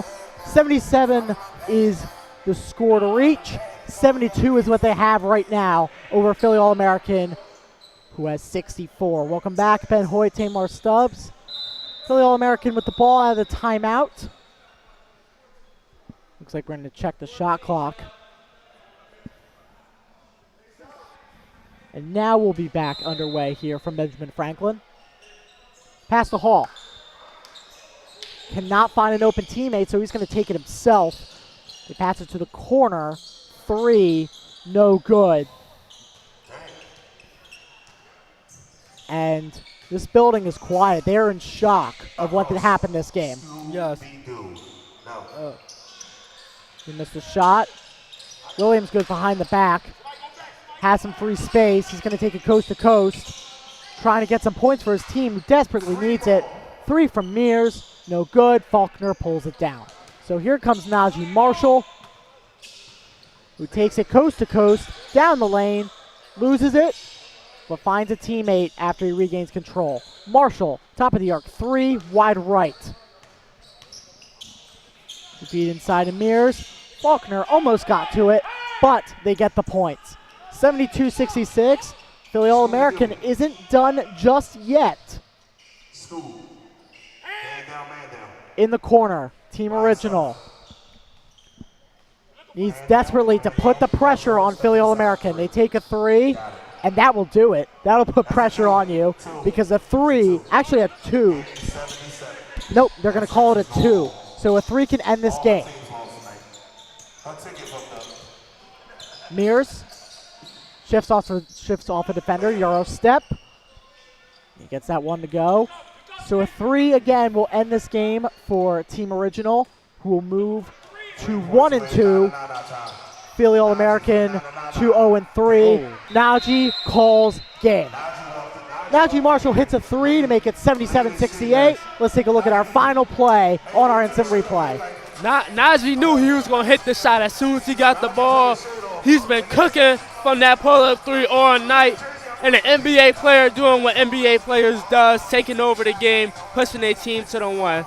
Great win by Najee Marshall and Team Original.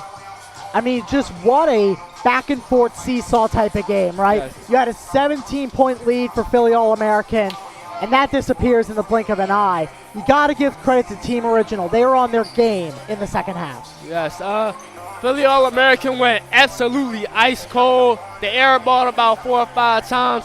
They was too busy trying. They just wasn't taking easy shots. They should have made easy, high-efficient shots, but that didn't happen. Team Original was able to capitalize on both ends of the floor and get the win. So it looks like we're almost ready with our sideline interview. Dominique Vincent with our man of the game, Najee Marshall. Take it away, Dominique. Hi, I'm Dominique Vincent here with Najee Marshall. You guys were down by 16 points in the half. Walk me through what you guys changed. Nothing really, just staying patient, settling into the game. Started hitting shots, getting back on defense. As a professional athlete, what's it like playing here with all these other talented people? It's definitely good to see the talent that's not in the NBA. A lot of talented guys, and just to get out and play is always good. Thank you so much. Back to you. Thank you so much, Dominique. And if you weren't sure if Najee Marshall was an NBA player, he certainly proved it tonight, bringing Team Original from a 16-point deficit, 17 points, back to a 9-point win over Philly All-American. From Tamar Stubbs, I'm Ben Hoyt, your play-by-play commentator. Today's night was sponsored by Team Hines on SFBN. We'll see you Thursday. Good night.